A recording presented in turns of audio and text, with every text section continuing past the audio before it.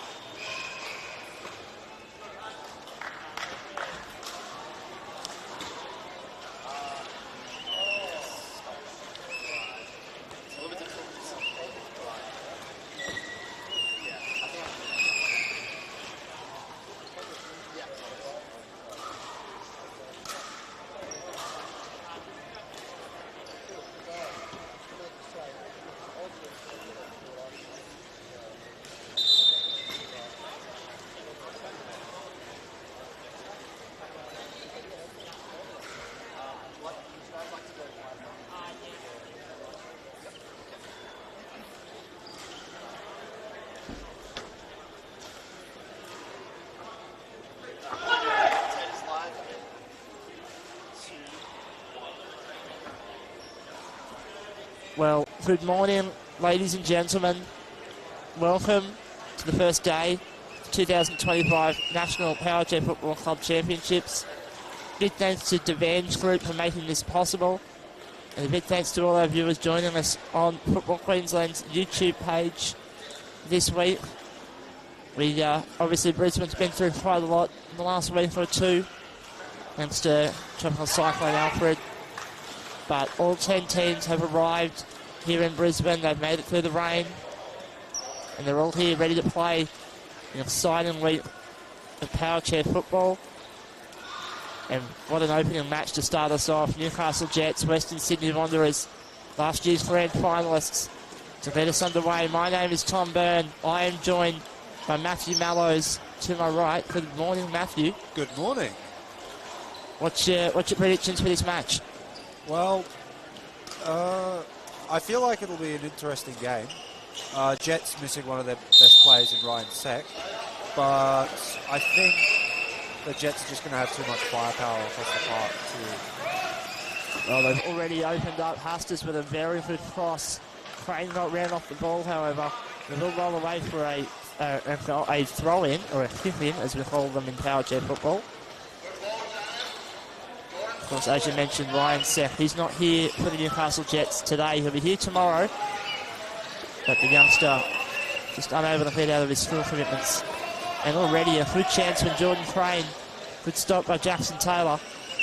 Crane's going to keep it in. We are playing the black lines on this court. Collision there between the two teammates as Crane working the ball around. There's a cross. Hustis goes for the swing and gets stopped. Andy Wade with patience. Still going towards the corner is Newcastle. Hustis is beaten one, tries to run it off the ball. Now Taylor called into action once more. Plenty of communication from Leolio Davis, the goalkeeper. From behind, and Lazar. And Webb now able to run it upfield, across halfway. And into the box he goes. And Lazar there now with the ball on the left. Trying to run it upfield. Webb puts it out off of Lazar's chair. It will be a Wanderers throw-in. Yeah, nice little back and forth to start us off. I think the Jets are a little bit cagey to start off, actually. It's the first match of the tournament, so maybe some nerves coming in.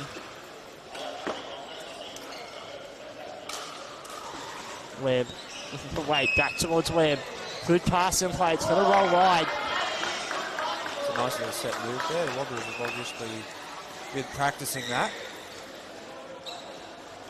It's a good little setup now, Leolio Davis, the national captain. He'll step up for his first touch of the morning. Goes for Hustis. Hustis just can't keep control of it. He's going to keep rolling with it, however. Webb plays it out off of his chair. Now into the centre of the park. Webb and Amlazar. Amlazar, good touch. Good contest here. Webb though's going to win it upfield, they go.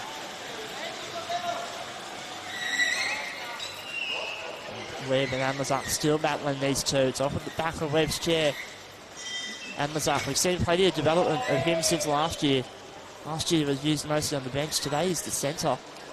Yeah, I imagine he'll be playing in that centre role with Ryan quite a bit, because that's how they've been setting up in New South Wales. I believe you mentioned these two teams have played each other already this season in the New South Wales League. That one going the way of Newcastle, 4-0. Webb, Pete in open space, goes for the back pass, doesn't quite work, and now Crane. Wait, they're pushing it upfield. Leolio Davis now out of the box. You'll see that all week. For those of you new to Powerchair football, the goalkeepers very often come forward and take a central midfield role. And as we're seeing here, Leolio Davis just feeling like it's not working for his team. Changing things up, and now he's up into the right wing. And you wait, trying to flip it out, can't do that. Leolio Davis just flips it to Webb, upfield, good stop by Crane. Leolio Davis recovering, back pass across the field for Crane. And a 2-on-1 violation, the first of the day. And it goes against the Western Sydney Wanderers. Yeah, ref tried to play advantage there, which I love to see. I love a bit of advantage. And I believe the instruction to the referees is to try and play advantage where possible. Of course, a 2-on-1 violation. You're not allowed to have more than one chair within 3 metres of the ball per team. unless there's a goalkeeper within their box. Hence the foul, and immediately that one on target, but there was an indirect hit, so it would not have counted had it gone in. Good save there from Jack. Very good save. And now the Ollie Davis once more upfield. Looking for Anlazak to his left. Waiting for his team to rotate. Anlazak upfield. Taylor with a stop. The Ollie Davis, that ball very steady. Wait's having a bit around it. Anlazak beating out Wait. Looking for the cross. There's no opportunity in the middle of the park, however. He's got to be a bit careful here. He's quite close to Steve. In the box there. And you just get the feeling this game, very, very slow football from what we would expect from these two teams. There's a 2-on-1 violation. And I think we was lucky there that it was a 2-on-1 violation as Wade had crashed into, I believe it was Hastis in that left rim. Yeah, I reckon that probably would have been contact called if the 2-on-1 hadn't appeared. It's a very cagey opening 5 minutes. Score is 0-0. Anlazak. Looking across the frame, he shoots and it's nearly through the wall. Good shot. Taylor and Webb with a great stop to keep it out. And now Taylor still battling. Crane over the flick of the way. Anlazak, it's off the rear of his chair, it works out. But Webb able to run it free, and that might be a 2-on-1 violation. No, in fact, it will be play on. It's out of play for a Newcastle kicking. Yeah, I think the ref just deemed there that Ben was trying to get out of the way, which is obviously what we want. If someone's not interfering in play, then it shouldn't be called a 2-on-1. Correct. That time it will be, however. Yeah. But yes, if a player is deemed to be not impacting the play, then a 2-on-1 will not be called. It's a very difficult rule to police. Referees do their best, and sometimes their decision might not be what the players agree with, but generally the referee is correct. Ollie Davis, that's almost off the side of his chair in a dangerous way, but now Anlazak able to clean up and tries to flip forward, but then he's able to put it out of play. Wanderers are defending well here, I reckon. They seem a lot more settled in the back than they have down in the local Sydney comp. So, and I think that's because Newcastle just aren't bringing the fire that we expect from this team. No, they do seem a bit, not necessarily slow, but I think flat's the word I'd use. Definitely. Nonetheless, Wanderers able to come forward, and now it's going to be Webb who runs up, battling with Ollie Davis into the box. Flicked away. That'll be a 2-on-1 violation if there's no advantage. In fact, advantage has been called. Ollie Davis able to run upfield. He's got a 2-on-1 with the keeper. That's a fantastic advantage. Fantastic. He's almost got it through. Big save. That might be. In fact, it has been a bit of a goal. Webb needed to be very careful there. If he hadn't made that save, he was liable to a red card for exiting the field of play. Did he exit? I missed that. No, he definitely was off the court. But the goal was given because the save was not very effective. And the Jets, despite being a bit flat in his first 10 minutes, they now lead 1-0. That was a beautiful advantage played by the referee for Dimitri, by the way. And that's just cruise straight up the field. That is exactly what we want to see from an advantage. That is fantastic from the referee there. Yeah, Dave Levy, very good referee, has refereed at the World Cup for Powerchair football. He's very experienced. We love him here in Queensland. And some fantastic refereeing. Allows Newcastle to keep the advantage and break free and score the opening goal of this tournament. As Webb there collects the goal kick and puts it out of play. It will be another goal kick for Newcastle. I'm surprised that Steve wasn't warned about going around the post there if he did actually do that. Because no, he was inside the post. He was in the net. Okay. He was in the goal. He was behind the goal line, which players are not allowed to leave the field in order to gain an advantage, which saving the ball definitely is. There was a note about that in the coaches' meeting yesterday afternoon. Yep. So the players should all be on notice about that. But equally, when you're quite desperate like that, it happens. So that ball's going to roll away. Last touch by Jordan Crane, almost brought back into play, but no player able to get around it in time. So the Wanderers will have a throw. Not very much passing going for either team at the moment. And that'll be a 2-on-1 violation unless there's advantage. In fact, there is advantage, no advantage. Almost. And there's a question about was play on called. It was called, but no advantage ended up happening. So we brought it back. Yes, so from my understanding, the referees are giving it 3 or 4 seconds of advantage. If no advantage is obtained, they will call it back for whatever foul was in word. Yeah, the waiting was 3 or 4 seconds, 3 seconds to think about whether it's going to become an advantage, and then see how it sits. There was a little bit of a collision before between Waite and Hastis. Didn't end up being called. It was deemed incidental, so we will play on. Yeah, they'll have... I mean, they don't tend to call a lot of stuff off the ball because, you know, people are going to push and shove the position or whatever. So as long as there's nothing, like, too loud, the referees will probably let it slide most of the time. And half the time, I think it also just becomes, does the referee see it? Yeah, exactly. Because, yeah, you're right. A lot of the time, the referee probably won't see it because they're focusing on the other players and where the ball is currently. And speaking of contact there, Jordan Crane picked up for a collision on the ball. So we will have a free hit. This one technically is direct, although I think if you're able to score a direct free hit from there, we'll just give you the trophy. Good pass and play, however, by the Wanderers. They're hitting it upfield. Yeah, I think they just didn't quite get the touch on the lead after. No, because it was a great pass to him from Andy Waite. The Wanderers just need to settle down a little bit here. They've been defending well, apart from that kind of scrappy goal. And then it was a scrappy goal brought on by a miscommunication formation. Yeah. From the 2-on-1. They're certainly not out of the game by any means. They just need to settle down a little bit. And Lazar there with a good free hit to Hastis. If the Wanderers keep giving Hastis that sort of position, he will capitalise. He's a known goal scorer. He's scored plenty, including a few in some grand finals that Newcastle have held on to win over the years. Yes. And once again, and Lazar, great passing opening up now. Crane, Hastis, and Lazar. Good use of the front of the guard by all three. Now Crane with a spin. It's wide, and Taylor nearly touches it all the way through. That was cheeky from Crane there. He saw the gap and he went for it. Just didn't quite connect with it properly, I don't think. I liked the intent. They'd set up for a good passing triangle and thought, righto, I'll have a go. Yeah, I think Jax may have had that covered, but still, very, very Now some good passing by the Wanderers, but that one's going to have a bit too much on it. It's going to come off the side of Ben Pete's chair and away for a throw-in.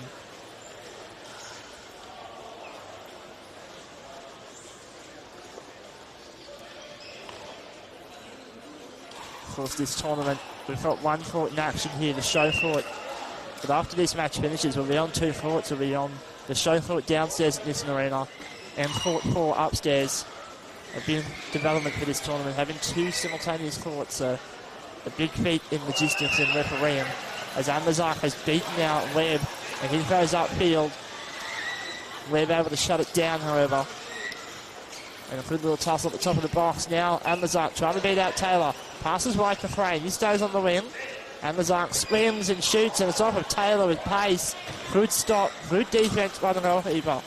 Yeah, I'm not sure the shot was entirely on there, but I like that he's looking for it. Yeah, I think the Wanderers' wall was fairly solid. There was a small hole. I don't think it was large enough to go for, but there was certainly an opportunity. And a bit of work there by Jordan Crane to keep Andy Waite out of harm's way as Hastis once again clear an open space at the top of the box. Crane tries to go for the hole, can't find it. Webb able to run it out of the box. Now Webb and Amazar going upfield, and Webb's winning this one-on-one tussle. He's got the better of Amazar, provided he doesn't play that back wheel too hard. Yeah, he's got to be a little bit careful. It was on the back wheel there a couple of times, but he's done well. Players are allowed to contact each other with the front 33 centimetres of the guard. You'll see a piece of tape on most players' chairs in order to tell you where that mark is. Anything behind that, you have to be very gentle. It's in the referee's discretion. As this tussle continues, but Andy Waite's going to be pinned for a 2-on-1 violation. Got a bit too close to that contest. Yeah, a little bit of a lapse in communication there. Although I thought the advantage might have been on there because I think Webb was fairly well locking it down. I don't think there was going to be an advantage to be You had. think so? No, All right. no, not that time. Romeo Davis once again going to the left, and that's going to be a 2-on-1 again. Yeah, Steve just a little bit too eager there. I think it was the right play. It was just you need to let Ben Pete out of there earlier if they're going to do that. Because they've been running rampant on that left end. Just fell hits through to Hastis has been. Yeah, Hastis has basically had acres of free space down that side. And because he's so good with reversing, he's able to capitalise on that sort of ball. And there's going across for Crane, and he's just going to let it roll past him and out of play. Yeah, I'm not quite sure if Crane thought that the ball was actually going to go to him. Though. He didn't quite look like he was in position to receive that. Yeah, it was a weird one. Webb, Pete, Wait, has a shot. It's on target. Leolio Davis with a stop. He almost got the gap. He did. It was a good little shot. Great little passing play by the Wanderers. They've of course, last year they are the reigning champions of this tournament. They had Zach Diffley, the American import, there last year. They don't have him this year, unfortunately. But they certainly learned to heat from him as they're going to use that now as they go into the box. And Lazar trying to flip it away, and now Webb will enter. Doing well as the centre for this Wanderers side today. Just needs to be careful with the back half of Anlazar's chair. You cannot be too violent. But in for the Anlazar, he can't lead with the rear of the chair. Webb finds the flip. It's going to go out of play, however. It will be a Wanderers throw-in in good position. This will probably be their most promising attack of the half, I'd say. A fantastic opportunity to test the Wanderers' defence, to test the Jets' defence, my apologies. Jets need to be careful. They've got it up. No. Anlazar's seen it. And hole is found, and if that ball is going to be played advantage, I believe. As Hastis now upfield, battling weight, and it's out of play. Yeah, I think Steve just mishit that slightly. It kind of spun a little bit and didn't really have a lot of speed on it. And there's after the Crane. Now Hastis, and that's going to be out for a corner from Webb. Webb was really lucky there. He jumped out and gave Hastis a gap. He almost put it behind him there. I think, though, when your chair's that close, the gap is basically null and void. First corner of the day for Newcastle. You need to be careful there. This might end up being a 2-on-1 violation. It's gone too close to Hastis and he's missed it. Now the Wanderers upfield, that triangle formation visible immediately. I think Andy just needed to take a shot. Because Dimitri was up at halfway. If he'd taken a shot there and Dimitri hadn't seen it coming, that could have been a goal. Well, could have, would have, should have. Didn't happen in the end. But Webb now really good in the contest today. He's got open space. Leolio Davis will put it out for another throw-in. 2 minutes 42 left in the half. It's been an exciting, well, second half of this first half. It was a bit flat early, but now things have come to life with the opening goal. Wanderers would love an equaliser before half-time. They would. I don't know where it's going to come from with that sort of formation, unfortunately. Leolio Davis will put it out of play up near the halfway line. Good clearance. But yes, if you are craving some football this weekend, of course we know that the Cyclone has done some work to a lot of the fields, so there's no football this weekend. We're playing all week here at Nissan Arena, so if you do get the opportunity to come on down, you'll see some exciting national level football. All thanks to Devan's Group, our major partner for this week. Thank you so much for your generous support to make this happen. As we enter the final 2 minutes of this first half. And Lazar. Hastis looking for Crane. He's going to find him. Crane swings and does hit it, but not very well, and Anlazar's going to end up with it. Now Webb. Leolio Davis to punch. Looking for Hastis and finds. Hastis, one touch. And now a battle and a big collision. Yeah. Although it had been brewing. Webb's been in the battle all morning, and not that he's been particularly rough, but he's been right on the edge, and I think we finally found it. I don't think this is quite close enough to take a shot, but it will be. This is a direct kick. This is direct. Contact fouls are direct. Crane. Hastis, and that's wide. Yeah, there was never really a gap there for Hastis. think he was hoping that the defence was going to move, but the defence stood steady. And a change in formation here. Jackson Taylor, the goalkeeper, has now moved upfield. Will this lead to a goal late in this first half? Wait, looking for Keith. Can Keith clear the motor on? No, he can't.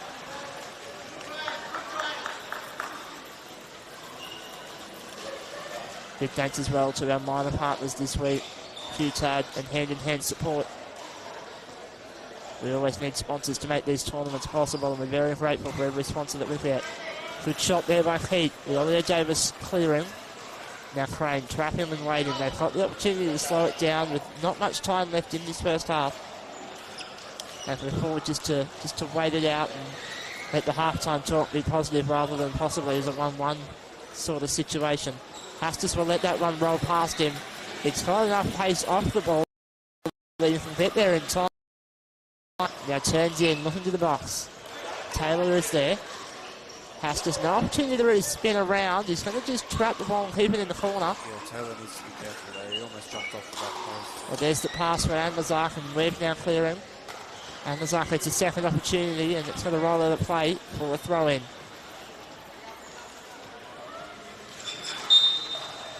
In fact, there will be no time for that throw-in, as the referee Dave Levy has signalled half-time. Newcastle Jets lead this game 1-0. We'll be back after the break.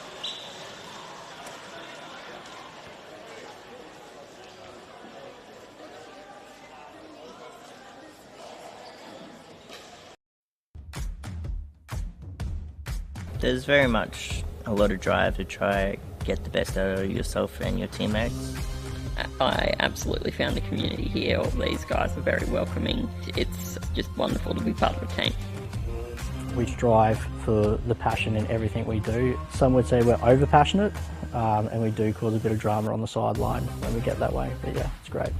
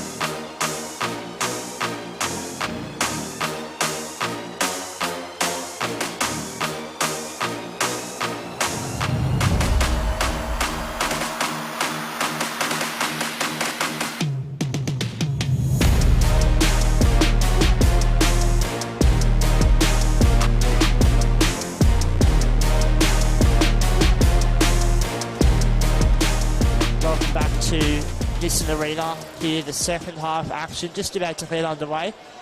This, of course, the first day of the morning. We do have 2 matches afterwards. On the main court here will be Strikers versus Adelaide Comets, so the first of our Queensland teams. And then on the other stream, for court 4, will be Melbourne City taking on Auckland FC. Those 2 matches will start. Those 2 matches will start at the top of the hour. But first of all, we have another 20 minutes of exciting action here on the Showcourt. Of course, my name is Tom Byrne. Matt Mallows remains with me here in the broadcast. And Matt, what was your overall thoughts on that first half? Well, I thought Jets were a little bit flat for the first 10. They started to warm themselves into the game, and that's going to happen with the first games of the tournament for any team that's playing. You need a bit of time to kind of adjust to the conditions of the court and such. But Wanderers, I think they'll be happy with the way they ended that half, because they started to build a little bit of pressure. So we'll just see if they can, keep that pressure going for the second half, or whether Sydney can kind of calm their nerves with a early goal in this half. Well, you certainly the Wanderers will be hoping that their defence holds. A good opportunity here as Ben Keat upfield. Leonio Davis out of the box early. Try to shut that down as there's an opportunity if Anlazar can't stop it, but he does. So now Webb and Anlazar will continue. As Leonio Davis there just puts that ball out of play very steadily. And Webb will try and let it roll out. Bit of a 2-on-2 there. Referee let it go. So that was good. Interesting setup they've got here. Well, there's good defence from Jackson there to come out, just charge out and stop the ball, but no one's in the box at the moment, so need to be really careful there. They do. Rotated. Yeah, Steve has come into the box. There's been a good shot from the Leonio Davis. Steve Webb with the big clearance. It's going to roll all the way upfield. Will it make a hook turn to the right? It will. It is a throw-in in fantastic territory. I'll tell you what, Steve was very lucky there, because as he was hitting that out, Taylor was coming across. He could have easily hit it into Taylor's chair and just bounced it straight back into his own net. So yeah, both teams do have options on the bench. Jonathan Reyes we didn't see him in the warm-ups early, but he is now on the sideline for the Western Sydney Wanderers. And then Lucas Timotheou, technically going to be called back here for some contact. yeah, But yeah, Lucas Timotheou, we were worried that he may have had some issues with speed testing. He is on the bench, which is a positive sign. Whether or not he is allowed to play in this half, we will find out in due course. well, they had plenty of time to get it fixed from down the sideline there, so one would hope that he's ready to go. So. Of course, all chairs must be under 10 kilometres an hour at all times. It's both a safety concern and a good equaliser for all the teams. We don't want chairs flying around well above speed limit trying to gain a competitive advantage. I wish we could go for this game. Yeah, it certainly would be nice. It's now Steve Webb. Looking upfield, there's not really any options there though, apart from clearing it. As Anlazar takes a shot, it's got straight through. Fantastic goal from the Newcastle centre. What a beautiful strike that was. Absolutely stunning goal from... Yeah, he caught the keeper completely unaware there. And the kind of game sense for Geordie just to spin his chair and let the ball go past him. It's beautiful. Fantastic play. That is the sort of thing that we know from this Newcastle Jets team, and that is some proper top quality power chair football. Of course, we thank everyone for joining us on the Football Queensland YouTube page. Took me a bit to get my words out there. Well, that will certainly settle Jets' nerves. That it will, and now they have a comfortable 2-goal lead, although they do say that 2-0 is the most dangerous scoreline in football. The same can be true in power chair football. As Hastis battling with Webb. Hastis may have got the edge of him. Webb there does try and run him off the ball. Needed to be careful not to get called for a foul. As Crane now rotates through the top of the box for Newcastle. Hastis thought about a swing but couldn't do so, and that is a 2-on-1 violation. Yeah. Crane was doing well getting out of the way and then suddenly just ended up back in the play. Yeah. Hastis needed to go for the ball there because Geordie was not. If Crane went for the ball, the Wanderers defence just would have kicked it out. But I think they'll still appreciate that they've still got control of the game. So. Well, they'll continue to have control of the game if the Wanderers keep having set plays like that. They're just not working at this point in the half.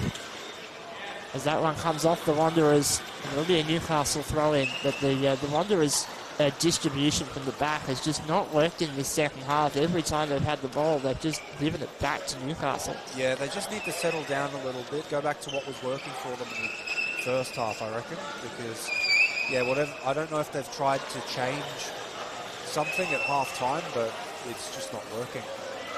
Not at all, and already 5 minutes of this second half have gone by here at the Australian National Powerchair Football Club Championships. As always, big thanks to the Vans Group for making this happen, our major partner for this event. And of course, big thanks as well to Nissan Arena, our incredible hosts. Fantastic venue, always activity happening, whether it's on Showcourt or upstairs on the 7 courts that you can book here. We've got pickleball happening on a few different courts at the moment, which you might be able to hear through the stadium mic or even through mine or Matt's mics, as Newcastle will have a throw-in on the right-hand side. And Mazak looking for Hastis, and Webb will come in and almost a 2-on-1 violation, advantage being played. Yeah, Wanderers are quite lucky that they'll avoid that, but I think their communication has just abandoned them. yeah, they really need to start talking because they are just almost getting in each other's way at this point. And this formation they've got there, they're trying to set up so that Waite can be at the top of the box with Webb being so far back, but Waite's not actually there. Yeah. They need to be careful because I've noticed that Webb is coming to the top of the box a lot instead of Jacks, and if they've got that third man in the defensive line at the top of the box, it's going to be a 2-on-1 every time. Of course, Webb comes up. goalkeepers who are in their box do not cause a 2-on-1 violation, as Hastis and Webb there, but both players using the back wheel of their chairs. Hastis in the corner, trying to keep that ball in, trying to find an opportunity. Just flips it away to Webb, however. The Ollie Davis enters, very firm contact. Front half of the chair, however, so play on. Yeah, not thinking that one. With a authoritative stop there from the Ollie Davis. He was up at it as the Newcastle goalkeeper. Webb. Wait, now Keats. And Lazar with him. And Lazar flicking away. Hastis tries to cross it. Webb with a good opportunity. Wait, now Keat. Best pass and play from the Wanderers so far today. It's about to break down, however, as Hastis runs in and runs Webb off the ball and wins his team a throw-in the attacking half. So Wanderers are having good moments here. They're getting down the other end of the court and they are putting some passes together. They just can't quite keep up that momentum for long periods of time. So, but I reckon as this tournament goes on, they're going to be quite good when it comes down to the pressure they can put on in the final third. 100% agree. Both teams a little bit sluggish so far in this half, and in fact we will see substitutions. And it's a keeper change for the Wanderers. Yep, looks like Andy's going in goals, and they're going to be taking Jacks off for John O'Riles. John O'Reyes, I think. Reyes, I believe. We'll get confirmation of that in a second when John O'Reyes turns his chair around. And Jets yet to make a substitution. I mean, they are the team that's 2-0 up. They're able to dictate what terms they want this match to be played on. Of course, Andy, a very, very experienced goalkeeper in his own right.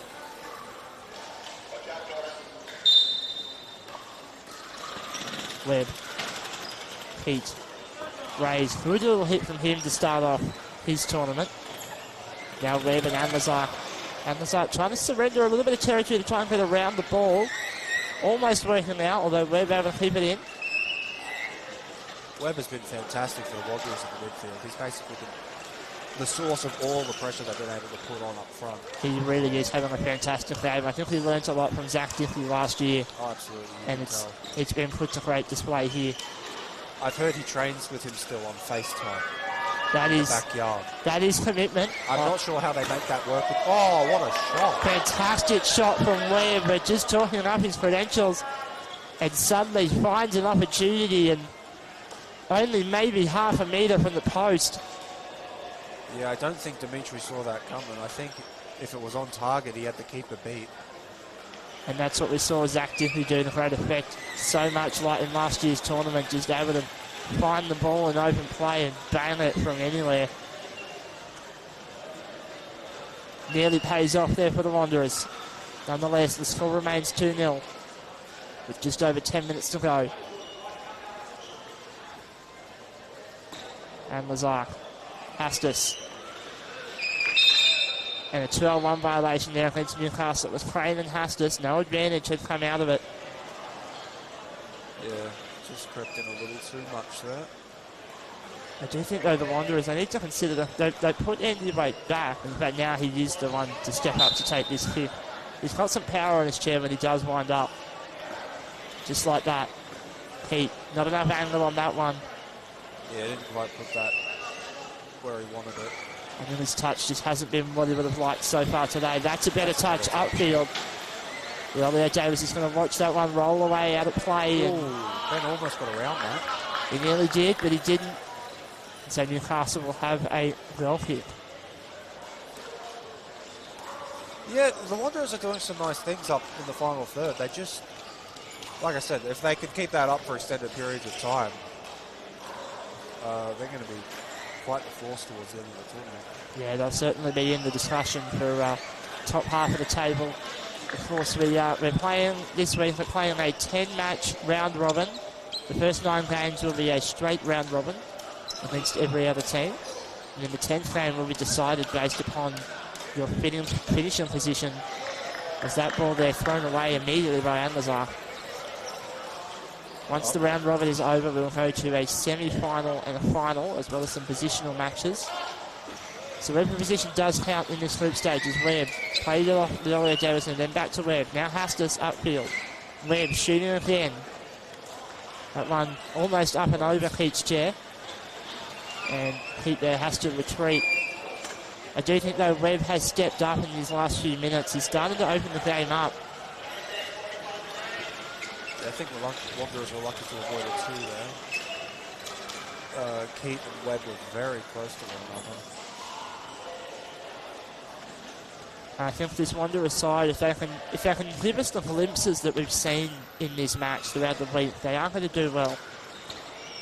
And obviously Newcastle, we know the quality of their team, and they're still not even all here yet, with Ryan Seth yet to arrive. Yeah, who one would assume would be their main middle player. Yeah, he will definitely unlock this team that's obviously doing well, going through the motions well, but looks like we've got a substitution from Jets. Jordan Crane's coming off for Lucas Timofeu, I believe, is how you say the last name. Yeah, we haven't had a pronunciation guide brought up to us yet. I'm sure we'll get some feedback throughout the week if it's incorrect. And immediately first touch is very good from the youngster. And he needs to be careful here. And Lazar looking for Timothy. Can't quite get there though. Has to slide him in. Good touch. Yeah, that was a hell of a slide there. And Lazar goes wide. Timothy and Webb. Now Webb able to run it away upfield. And Lazar and Elliot Davis. Good defense in the box. But Webb able to run it through. And there's the first for the Wanderers. What a goal. And with 7 minutes to go, the Wanderers are in the game.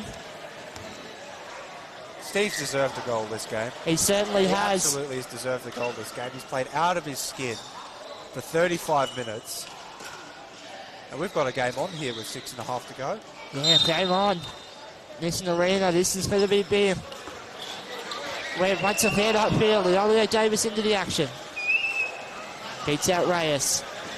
Now Webb, he's really winding up here. And Elliot Davis trying to keep that ball in. And unable to do so, but it's come off of Webb's chair last. So it will be a Jets throw in.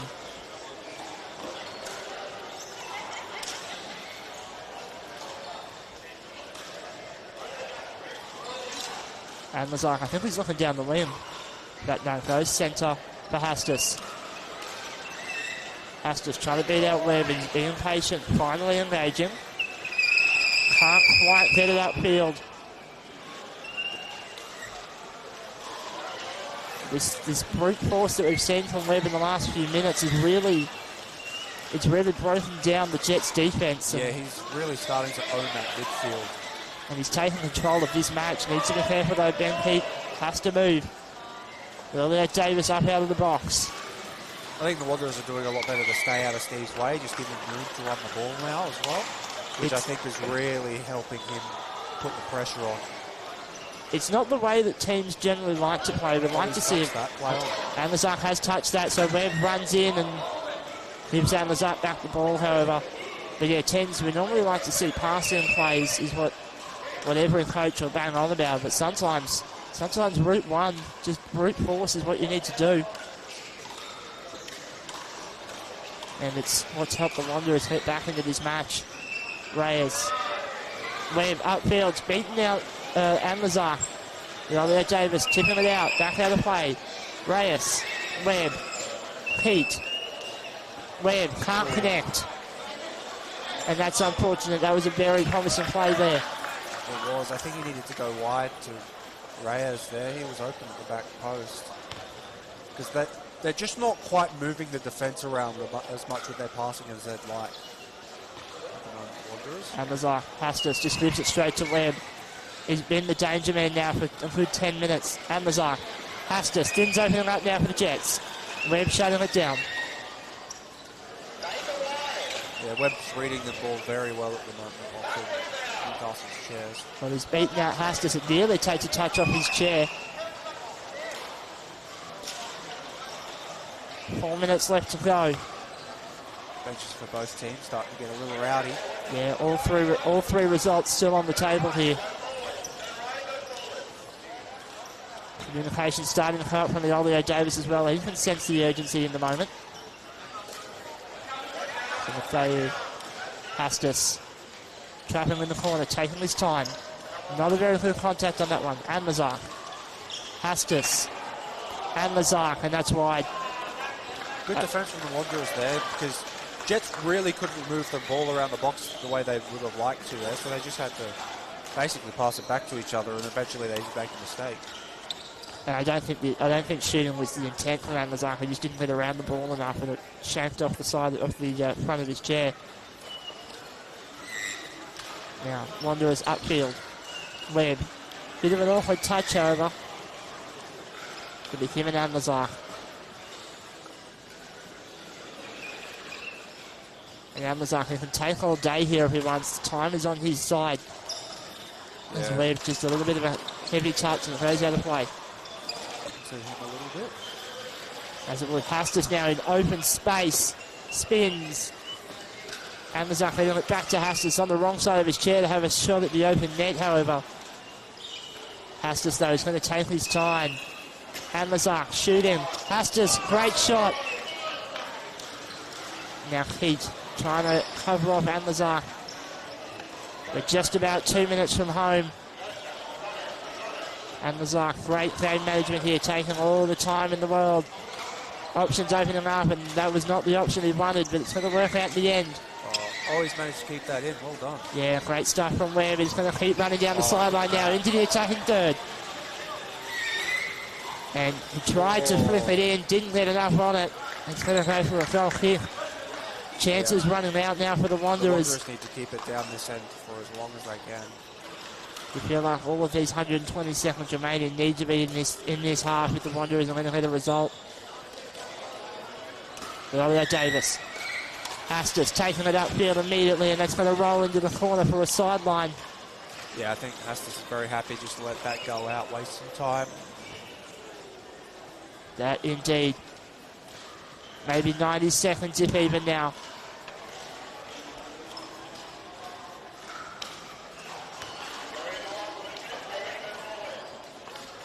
Webb. Andy Wright looking for Keat. Advantage called. And Lazar showing the rear of his chair. Needs to be careful when doing so. Now being a bit of aggression. And now Andy Wright upfield. So a rotation now for the Wanderers, and that's a 2-on-1 violation. And we're seeing a yellow card here. Not sure what for. I'm not 100% what the card is for. You know what? He may have. I think he's left the field to avoid the 2. That would be 100% it. Players may not enter the field of play for an advantage. We saw that questioned earlier with the Leolio Davis goal. And we're seeing it again here. Ben Keat, first yellow card of the tournament. And it's for to enter in the field of an advantage. It would be Ben Keat getting the first yellow. Yeah, that does sound fairly likely, but it's all good. We'll move on. Big opportunity here. Open net. Takes the shot. And it goes to Central. Ref looks at his watch. I don't think we've got much time left. Jets are almost home. And Lazar, he's got all the time in the world to set this play up correctly. Goes for it. Goes to Reyes, however. But that'll be all we wrote for the first match of this tournament. Newcastle Jets a little bit sketchy by their standards, but they get the job done. 2-1 over the reigning champions, the Western Sydney Wanderers. Matt Mallows, final comments? Great game. More goals in this game than there were in the last 2 games they played against each other at Nationals. I think those both ended in penalty shootouts. They're all penalty shootouts. So good start to the tournament for both teams. Both teams will obviously be looking to go on with the momentum that they get out of this game. That they will, and with the first game of the tournament in the books, we will leave you at that for now. You will have one match on this court, as well as the Court 4 live stream will be starting very soon. But until the next match, we will catch you next time.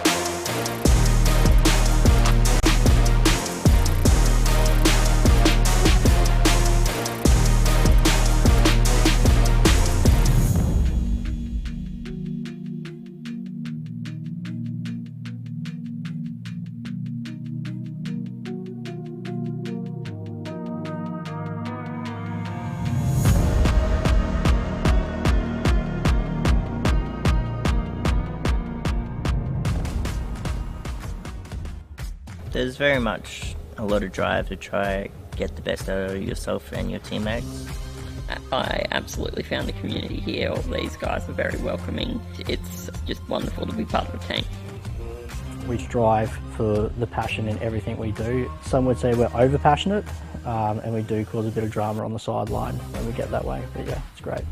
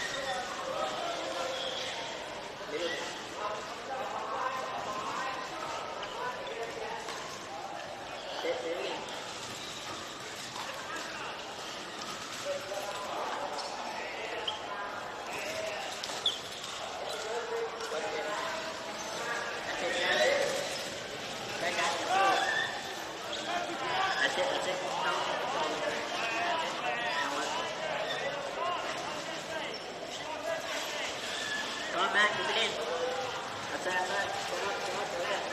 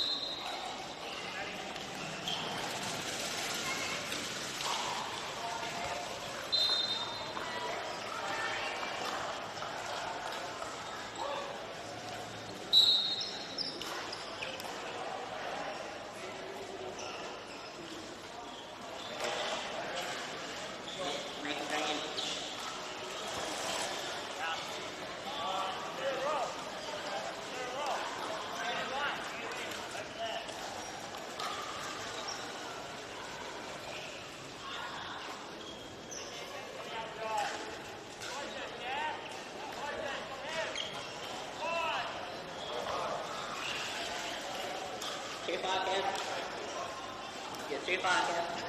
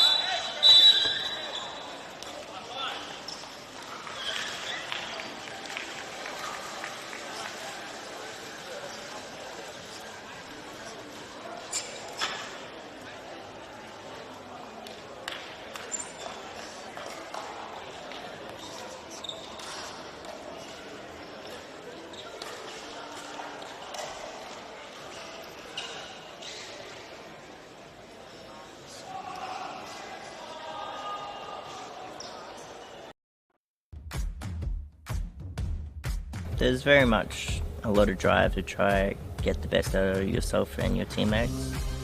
I absolutely found the community here. All these guys are very welcoming. It's just wonderful to be part of a team. We strive for the passion in everything we do. Some would say we're over passionate, and we do cause a bit of drama on the sideline when we get that way. But yeah, it's great.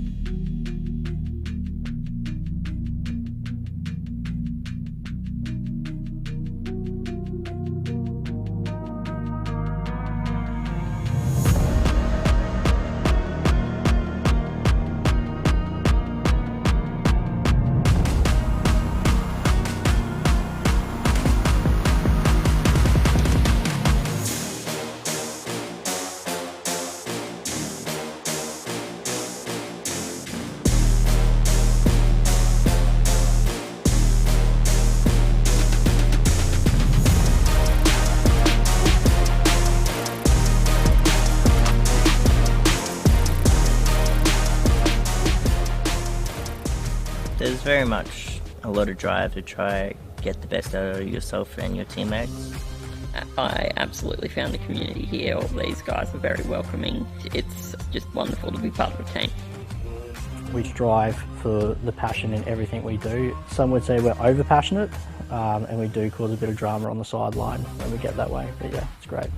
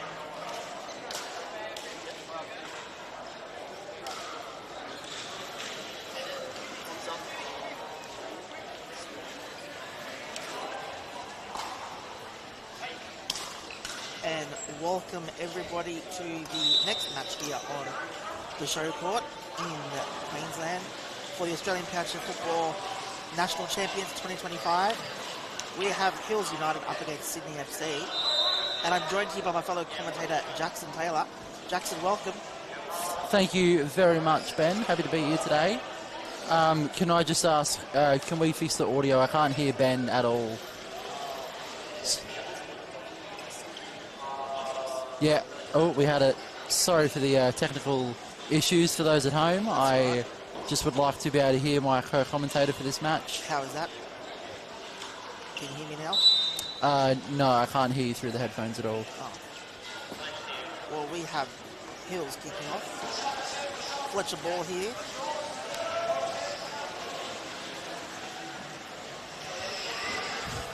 It's a good start there by Hills. Fletcher ball up against Abby Bullen from England.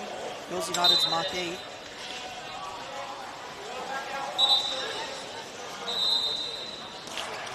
Yeah, it's like cutting in and out. And we have a 2-on-1 there.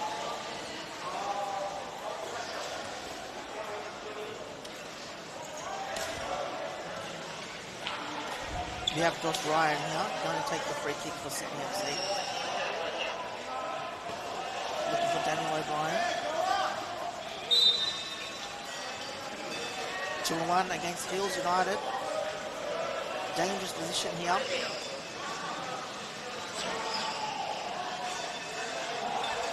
Are you with me, Jackson? Yes, I can hear you now. There we are. We have the proper commentary set up now, so I will be able to contribute for the rest of the game. Lovely. So, Jackson, what are you expecting from this game? I think it'll be very tight. We've got two, very closely strengthened teams. I think, as boring as it sounds, I do think a 0-0 could be a potential scoreline here as a likely scoreline pattern for this. What do you think, Benjamin? Yeah, I believe it could be a draw as well. But Sydney have started very well in these first 2 minutes. Yes. So we'll see if that continues, or can Hills sort of work their way into it. Matt Mellow's now here with a goal kick. Looking for Abby. Up against Ryan.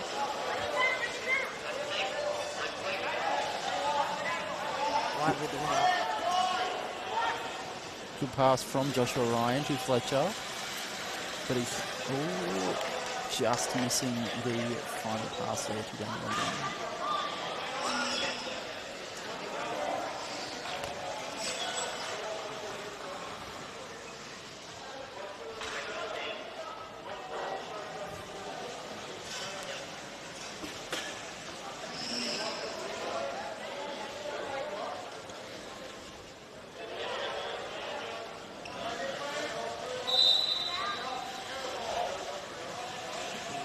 Ryan against Abby again. Abby with a beautiful one. Oh, she's lost control, unfortunately, there. Sydney FC ball. Jackson, who are the real danger men for Sydney FC? I think Sydney FC have got, some pretty equal team there, but I do think both Joshua Ryan and the top scorer of last season's Nationals and Daniel O'Brien are probably their two strongest players, as you've got Chris Suffield sitting further back.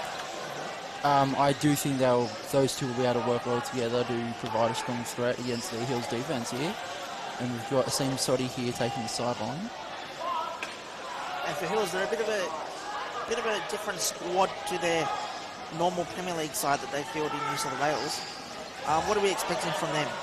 I would just like to cover this quickly before I answer your question there, with Chris Suffield just getting outside of his the box there.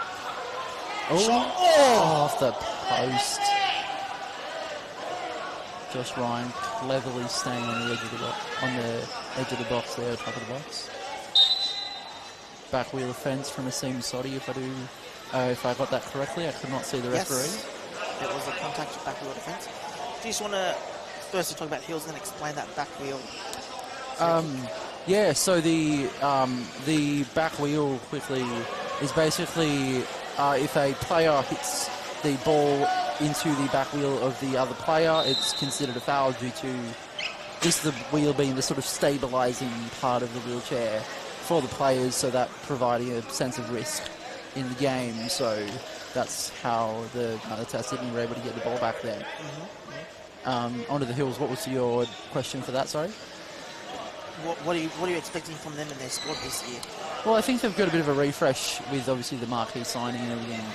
So I think they'll definitely be a surprise to all of us whilst we can, whilst we know bits about them from their participation in our state comp. I think, we might be in for a bit of a surprise. And they're definitely very solid at the back with that Matt Miller as their captain. Yes, yeah. And goalkeeper.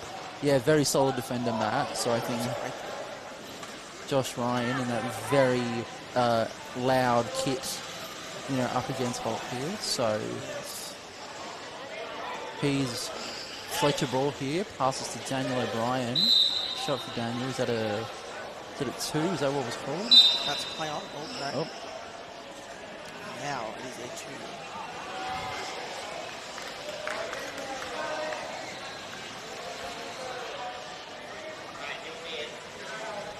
Sydney FC in a very, very dangerous position here.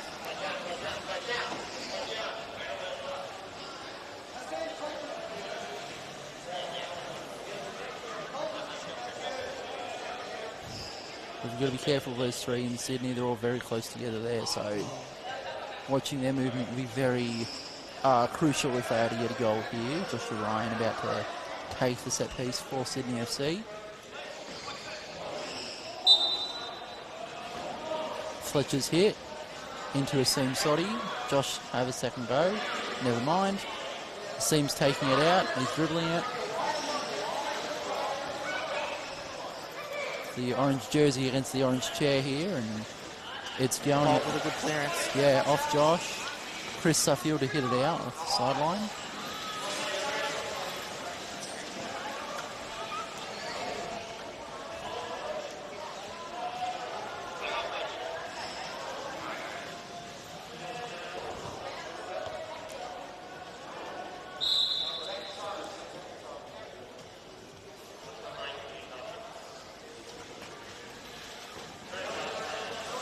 Fletcher ball with a good read there.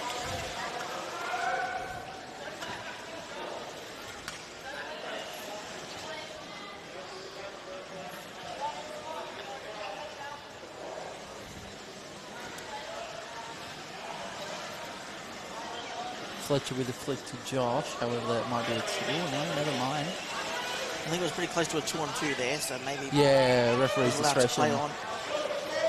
Josh Ryan now with an attacking run. They've got no one back with Matt Mellows. Ball goes out for a Sydney sideline.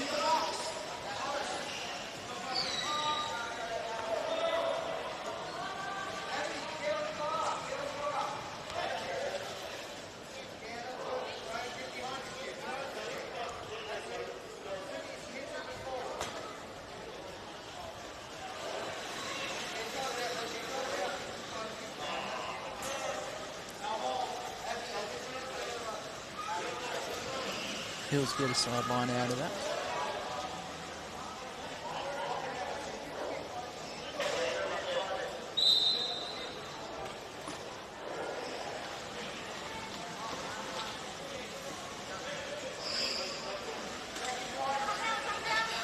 It's Joshua Ryan and Sam Soddy again, a seam progressing up the field for the Hills.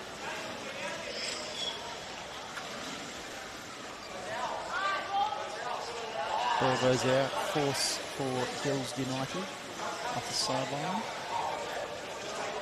The game is very much being played in the middle area of the field, Jackson. Yes, it is, very much so. I think it's equal pressure at the moment, and I think just it'll be a sort of final display that needs to improve on both sides if we're going to be not seeing the predicted 0-0 that I foresaw earlier in our commentary. Oh, what are you laughing at? Oh, nothing. I just saw a spectator down there. I see. Fletcher ball on the attack here. He's looking for Daniel O'Brien. Unfortunately, the power play's come back. He's to got the Fletcher ball. shot. Fletcher ball with a wonderful goal, getting it through the Hills defence. What a flick from Fletcher. As I was saying before, needing to find that final effort. And Sydney FC lead Hills United 1-0. Well, there goes your 0-0 prediction. Yep, I would not be listening to me if you're a gambling man. I'm very sorry. And now, as it sits at 1-0, we go back to the centre for kickoff. It looks like it looks like Hills United are making a substitution here. I believe Sam Uchitil has come on. Another marquee signing for Hills United, who is based up here in Queensland. Be interesting to see what he does for Hills. Yeah, I'm not as familiar with his game as you are, as we discussed before the match. Ben, would you like to give a bit of knowledge about him? Tell us a bit about him. Yeah, I believe he's quite a solid player. I think for his home side in Brisbane, he plays, I believe runs the midfield and centres the team. And is quite a prolific goal scorer as well. I quite often see his name up on the scoring sheet on the QPFA scoring updates. Asim puts it out for sideline. It's going back to Sydney FC as we resume play. Joshua Ryan to take. Joshua Ball. Fletcher and Joshua right there, okay? Fair enough. Daniel O'Brien with his trademark taking the ball down the sideline. Kind of what a winger does. Wins the ball for Sydney well, Daniel.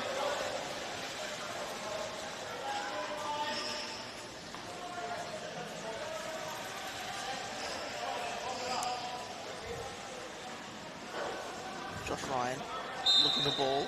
Ball for O'Brien. What a shot. Asim with a good save. Daniel trying to work it through. He's looking for the flick. Sends it, and Joshua Ryan finds it. He's in the box. They need to watch their spacing. Daniel O'Brien versus Matt Mallows here. And Matt's running it out. Oh, never mind. It's out. Keep it in. It's a high sideline for Sydney FC here. Daniel O'Brien lining up to take. This is in a very dangerous position. Yes, Fletcher Ball looking like he's eyeing that goal. No one is sitting on him at far post. Joshua Ryan with a soft tap. Mellon's now with the ball, with the run.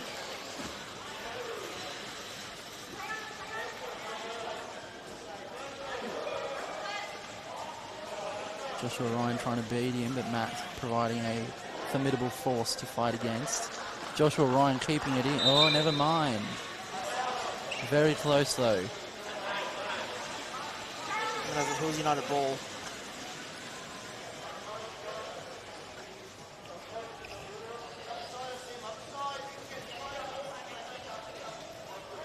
Two Hills plays it very close here.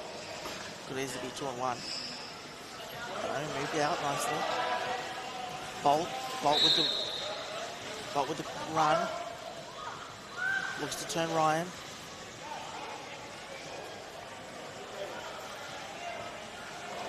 Ryan with the win. Bolt comes back though. Joshua Ryan needs to get loaded here. He's on the ball now. Asim with the pass. And Fletcher to start the counter-attack for Sydney FC. But he can't get there, and the ball goes out. Hills were looking a bit dangerous there for a second. Yeah, providing some strong threat, Hills United, and they need to if they are to get back into this game.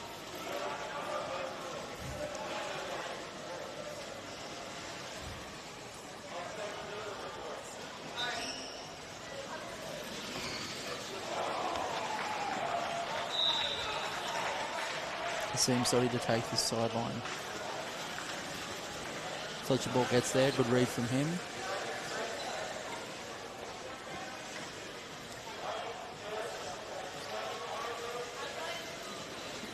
Potential back wheel there, but never mind, referee doesn't see it. Fletcher Ball gets through, but Joshua Ryan meets it. A poor tap there. And it's with Fletcher again. A wonderful pass over to Daniel O'Brien. His shot almost causes an own goal from the Hills defense. Great reaction from Matt Mellows there. Yeah, he did incredibly well there, and it's a sideline there, almost at the corner for Fletcher Ball to take.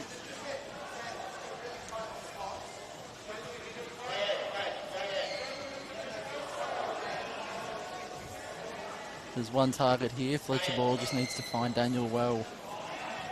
Ryan. Oh, never mind. He's back to ball. Oh, no. Good effort there by Sydney FC. See what they were trying to do there. Open up the triangle even wider. Yes. But just unlucky there. Weren't able to get it. It's Matt Mallows taking the goal kick now. And I think just a score update over on Court 4. We just had a report by our sideline commentator over there. I believe St. George are up 4 goals to 0 against the Brisbane Lions. Asim Sodi is with the ball now against Joshua Ryan. Joshua Ryan dribbling around him. It's Fletcher Ball now.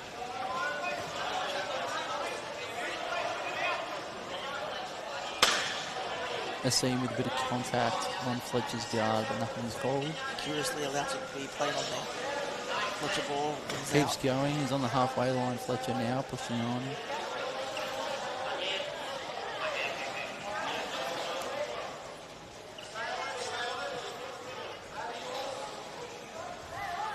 Bolt now with the ball. Against Josh. Ball to Flick to O'Brien. Fletcher works. No. Mellows. Oh, could have been a short run there. Yes, it was.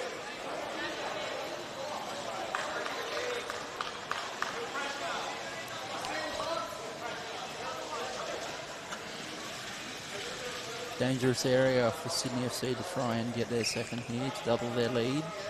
It would be a crucial goal if they got it just before half-time. 100% getting into the minds of the Hills as they get into their team talk. So Sydney FC will be desperate to get this goal. Joshua Ryan to take. Goes to Daniel O'Brien. Daniel shoots into a seam Soddy.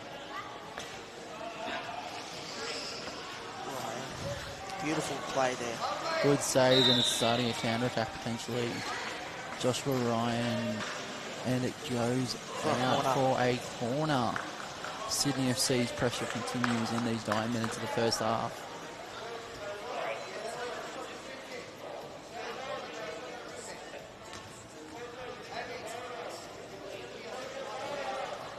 Daniel O'Brien lining up for the corner. Joshua Ryan off the line, saved. It's Fletcher ball here. He passes back to Daniel O'Brien, the corner taker. Cleared by Asim Soddy as Hills try to start a counter-attack, but Joshua Ryan's there to stop that. Joshua Ryan prying just outside the box there to get an attack on. It's Daniel O'Brien now, and he wins a sideline through some trickery there.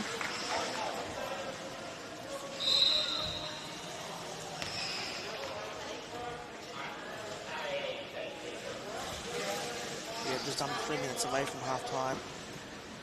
Fletcher runs at the defense there.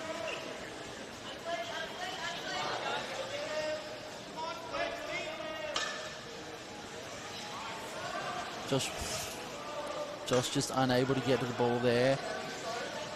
And Hills United look to spark a counter-attack, but Joshua Ryan is there to dampen that once again. Hills having to stay in their own half for the past few minutes.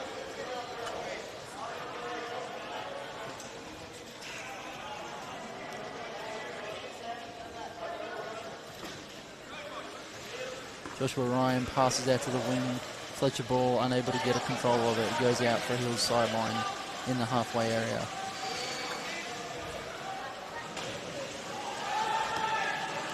There's 2 minutes left of the half, Ben. What do you think both teams will be saying at half time? Yeah, I was about to ask you the same question. Well, better than you then, because I got there first. I think for Hills, they really need to try and clear the ball a bit quicker than what they are. They're inviting a lot of pressure deep into their own half. I think for Sydney, will be quite happy with this first half. They've definitely had a lot more of the attack, a lot more set pieces, a lot more corner kicks. And I feel they deserve their 1-goal lead, to be honest, right now. Yes, 100% I agree with you there. I think Sydney have been on top in this match as Joshua Ryan passes to Fletcher ball, but I do not think he'll be able to get there as the ball goes out for a high sideline or a low sideline, I guess, for Hills United there.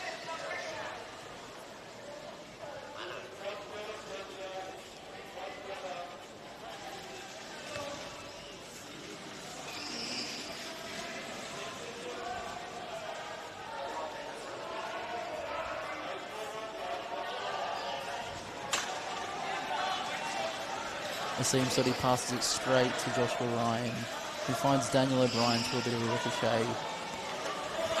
A potentially high ball there. Yes, or a 2-on-1. I don't know what the call was there, to be honest. High ball. High ball. No, 2-on-1. I believe. Okay. I did not see that either.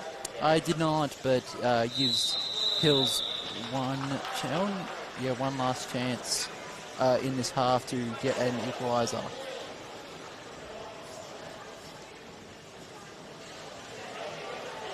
Bolt's directing the team here.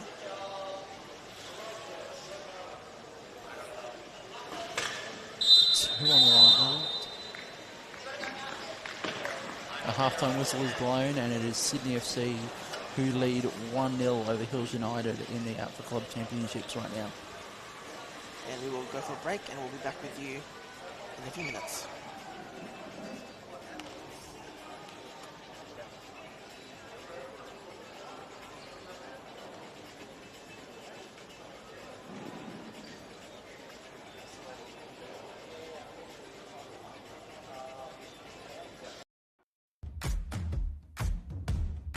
There's very much a lot of drive to try get the best out of yourself and your teammates. I absolutely found the community here. All these guys are very welcoming. It's just wonderful to be part of the team. We strive for the passion in everything we do. Some would say we're over passionate, and we do cause a bit of drama on the sideline when we get that way, but yeah, it's great.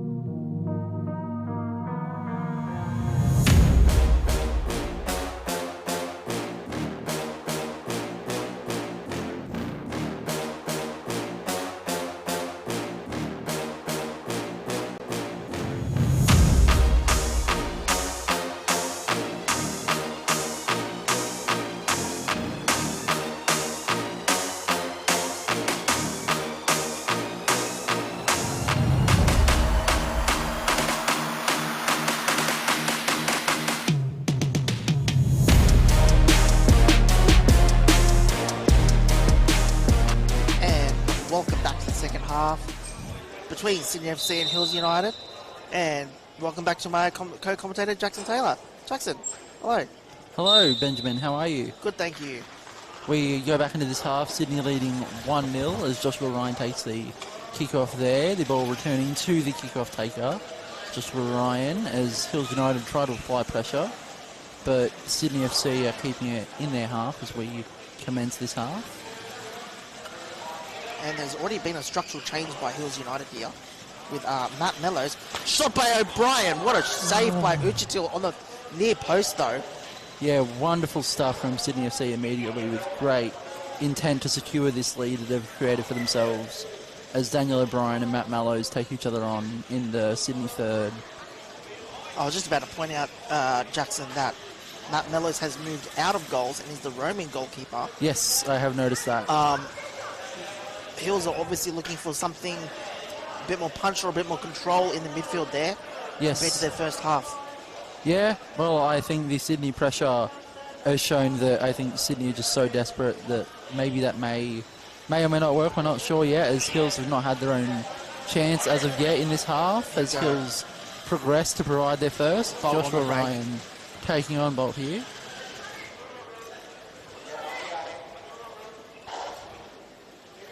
Joshua Ryan doing well.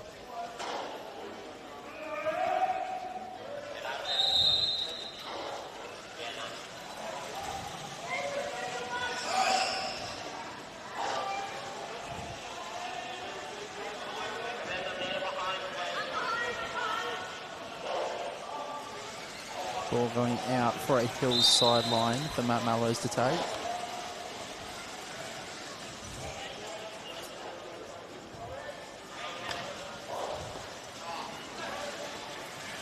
Just too slow for Asim Soddy to move out of the way there as Matt Mallows and Daniel O'Brien take each other on once again. Daniel O'Brien trying to get the flick off of Matt, but he keeps the ball in. Daniel, on the other hand, touching the ball out to give Hills the ball off for a sideline.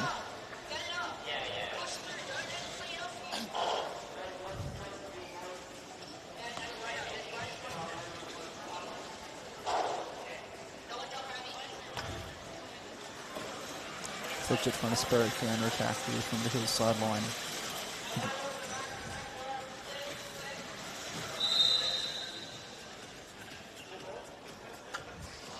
Ball goes out for Hills once again. How do you think this change in formation for the Hills is going in the opening couple of minutes, Ben? I think it's a bit early to say at the moment, but Mellows definitely looks a lot more composed and controlled back there in the midfield, which is probably what they really need moving forward. Yeah, and as speaking of, Mallows lining up again to provide an attack, however it goes out for a Sydney FC sideline in their defensive third. Joshua Ryan lining up to take that.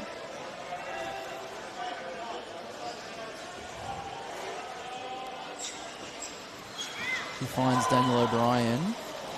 The ball going through to Matt Mallows, the two of them enjoying their one-on-ones, which they've done many times today. Daniel winning a sideline off of the back of Mallows' chair there.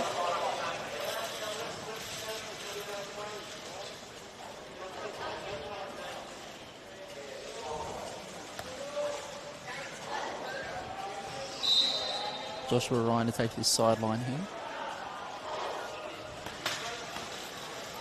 Well intercepted there by Bolt. However, not able to find Asim Soddy, another sideline for Sydney FC around the middle of the court.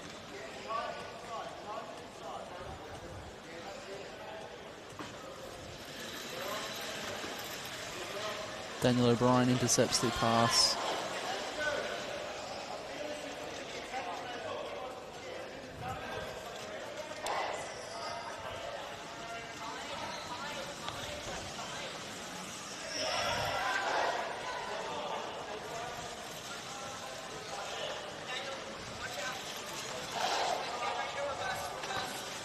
Daniel O'Brien intercepting Matt Mallows' sideline.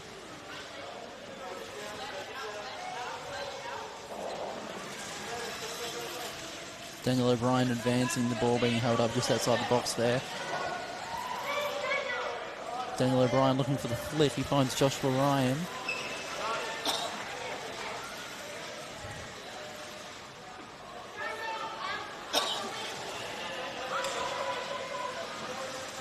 Joshua Ryan looking for a flick here. He finds Fletcher Ball. Fletcher Ball passes back to Joshua Ryan, passing across the face of the goal. However, it's intercepted. Fletcher Ball's running at the Hills defence here. Mellows beautifully controlled there.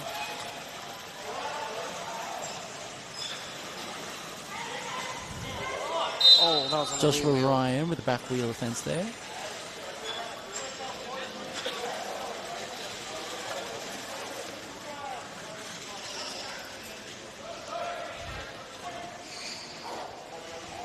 Mallows to take. This is a seam Soddy. His shot bounces off of Josh Ryan, going out for a Hill sideline.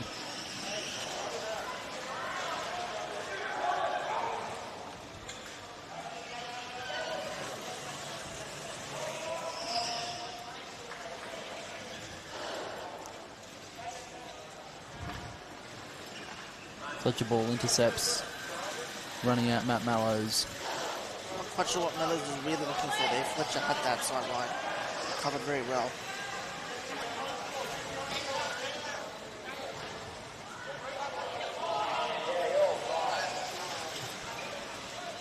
Ball's given to the Hills.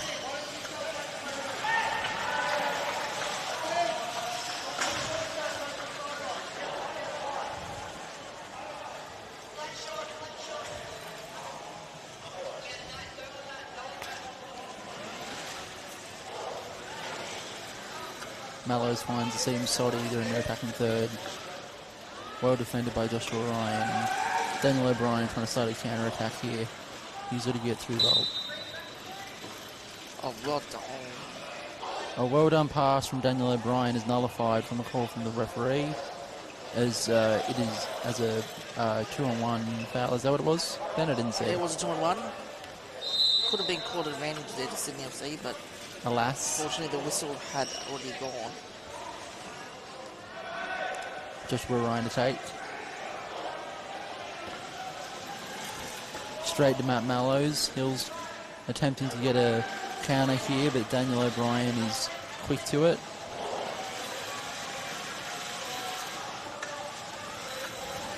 It's Joshua Ryan's now.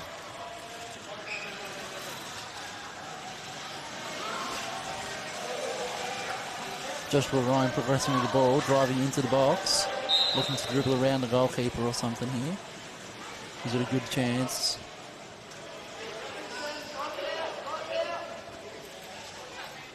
Goes out for a corner for Sydney FC.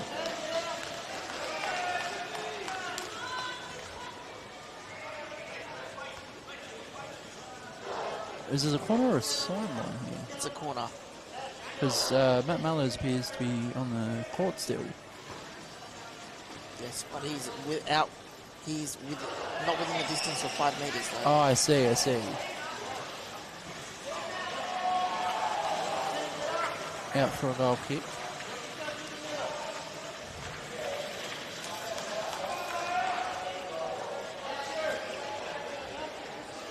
Matt Mallows to take.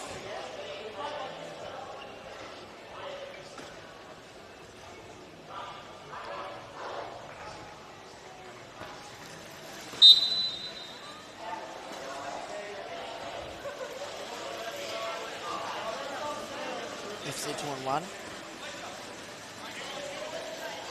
Well played there by Mellows.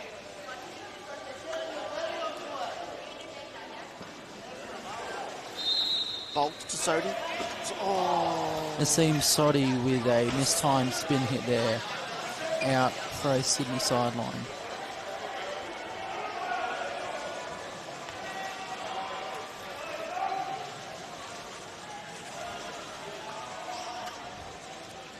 Joshua Ryan taking the sideline, resultant of that mistimed shot from Soddy. Goes out for a Hills sideline on the opposite end of field.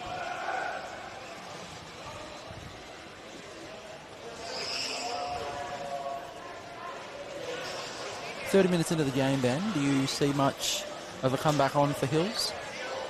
I definitely like the look of Hills a bit more this second half. They definitely attacked a little bit more, and Sydney, beyond that first minute with the O'Brien spin kick, they haven't really had many opportunities this half. with a miss-hit there from Joshua Ryan, having the ball hit him on the back of the chair there.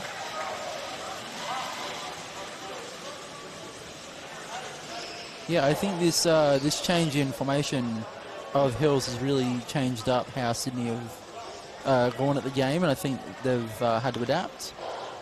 And I think we'll just have to see how the next 10 minutes or so pans out.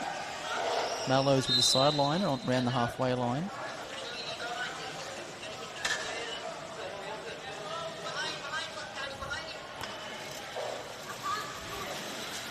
Joshua Ryan clears. That was close to a 2-on-1. It was. Was in fact a 2-on-1 with Joshua Ryan, the goalkeeper, getting out of the box there. So Hills now have a attack in a very threatening position as they look to make a change here. Yeah, Sam Mitchell is off. You got Prayag on, I believe. Prayag Sharma.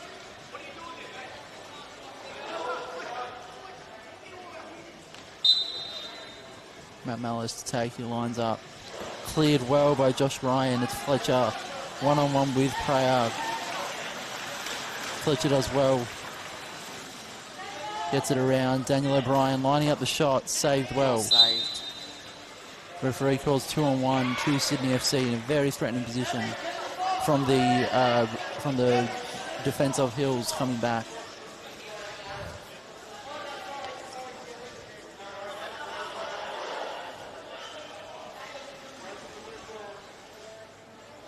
Josh Ryan just outside of the box. What's he going to be able to do here?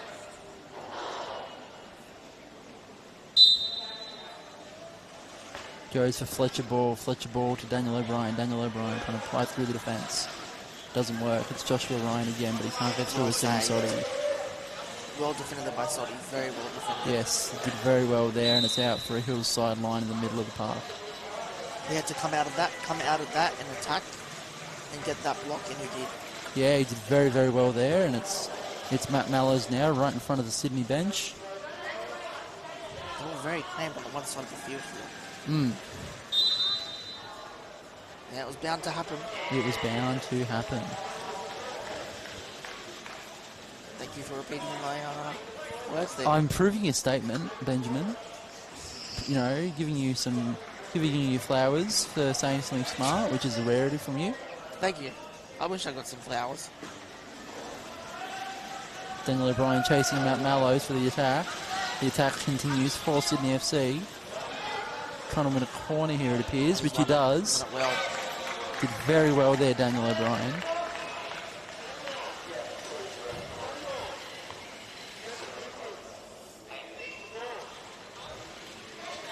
Daniel O'Brien lining up for this corner. Josh Ryan on the near post, Fletcher on the far. What were you going to say, Ben? Chris Suffer was yelling some instructions there. Joshua Ryan tries to get it, but it's well saved by Matt Mallows. Bolt now, what can she do? Joshua Ryan in reverse to try and stop this counter-attack. Bolt doing well. Good flick. Good flick. Ryan with the ball. Well done by Joshua Ryan there to keep the Sydney attack alive. Matt Mallows trying to spur a counter-attack of Hills' own, but it goes out for a Sydney sideline in a very good position.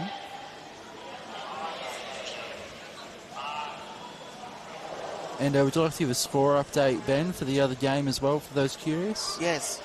I believe the score is St. George winning 7-1 Okay. against the Brisbane Lions with just over 7 minutes to go by the look of it over there. Okay.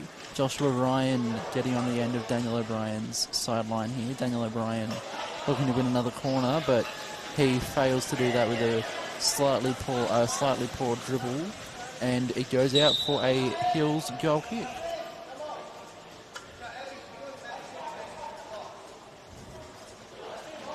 I believe Hills United are making a substitution here. Asim Soddy has come off, and Sam Ichitul has come back on after having a 5-minute spell. Matt Mallows to take this goal kick. Joshua Ryan on the end of it, but it bounces very well for Hills. Joshua Ryan able to get around it. Ooh.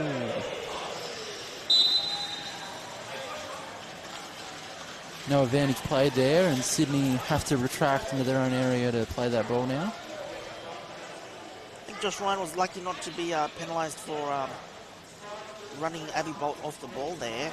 That can also be. You could definitely see she was a bit agitated about that, which probably hence the added bit of battery, Jackson. Yeah, that definitely is part of it, which should be considered too. Returning to the game now, we got Matt Mallows and Daniel O'Brien in a one-on-one, which Daniel O'Brien wins well for Sydney. We've got just over 4 minutes to go here, Jackson. Yes, we do. In this match, do you see Hills finding an equaliser?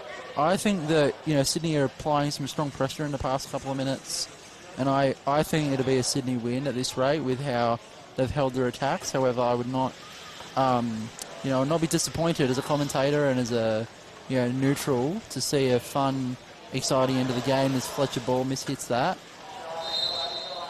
It's a one-on-one here with Daniel O'Brien's able to save for Sydney FC. Could have let that go out. I was off Abby Bolt. Yeah, he mustn't have been to know. Clearly, it's a fast game, Powerchair football, and sometimes fast game's a good game. Yes, it is. That is correct. Matt Mallows to take this sideline. Fletcher Ball rebuts it.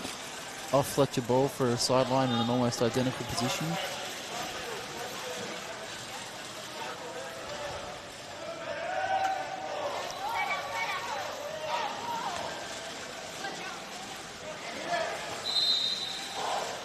Well done. Stay right on the sideline there from Matt Mallows. It's Joshua Ryan against Bolt here.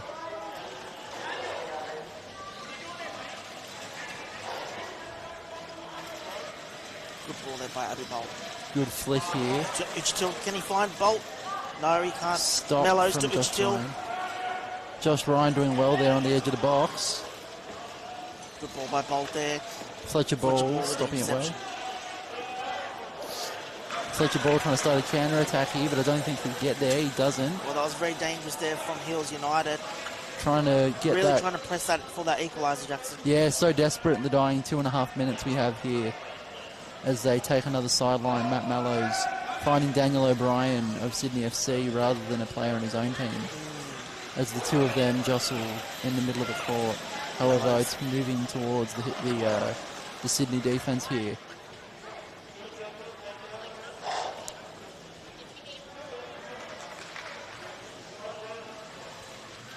Bolt needs to move. Matt Mallows doing well there, looking for a flick.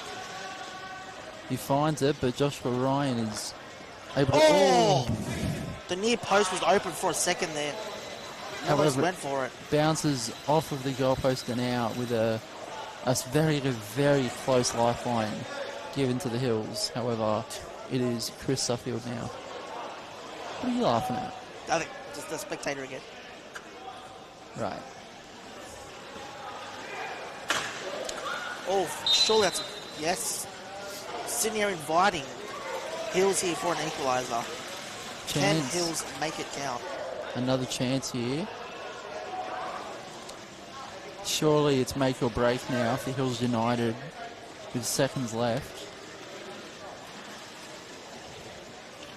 Bolt's going to take this. Can't you deliver a thunderbolt, Jackson? A wonderful pun from you, Benjamin. I appreciate that. Uchitil is not in a good position here.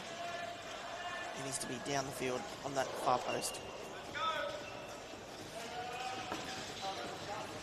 Right there where Mellows delivered the ball.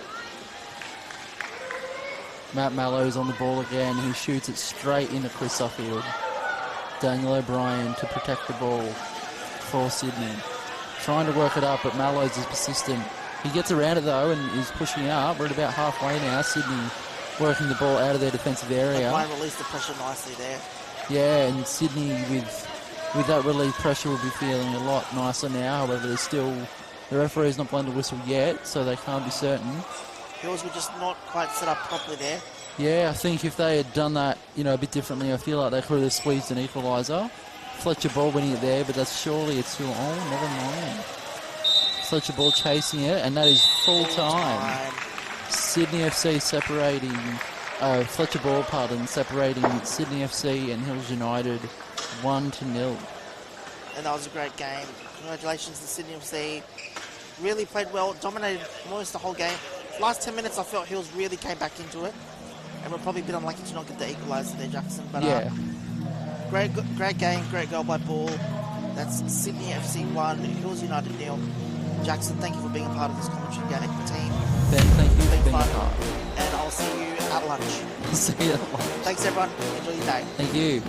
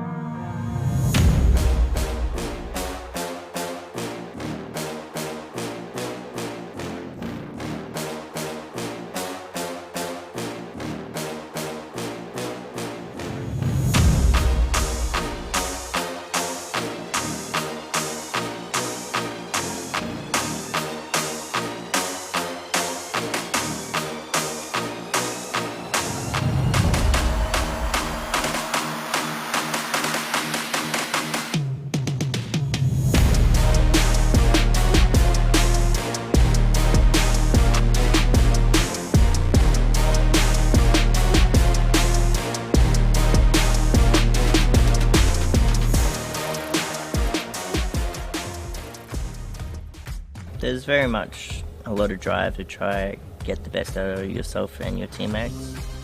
I absolutely found the community here. All these guys are very welcoming. It's just wonderful to be part of a team. We strive for the passion in everything we do. Some would say we're over passionate, and we do cause a bit of drama on the sideline when we get that way. But yeah, it's great.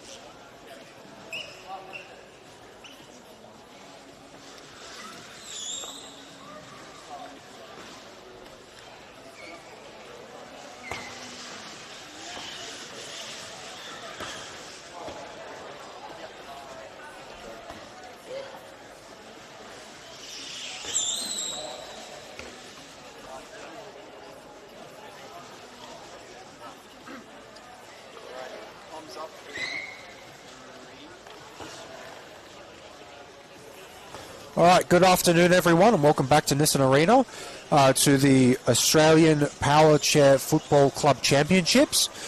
This match is going to be between the Newcastle Jets and the Brisbane Strikers. Both of these teams won their first games of the tournament, so it'll be very interesting to see how these two match up against each other. My name is Matthew Mallows, and I have with me as co-commentator Sim Soddy.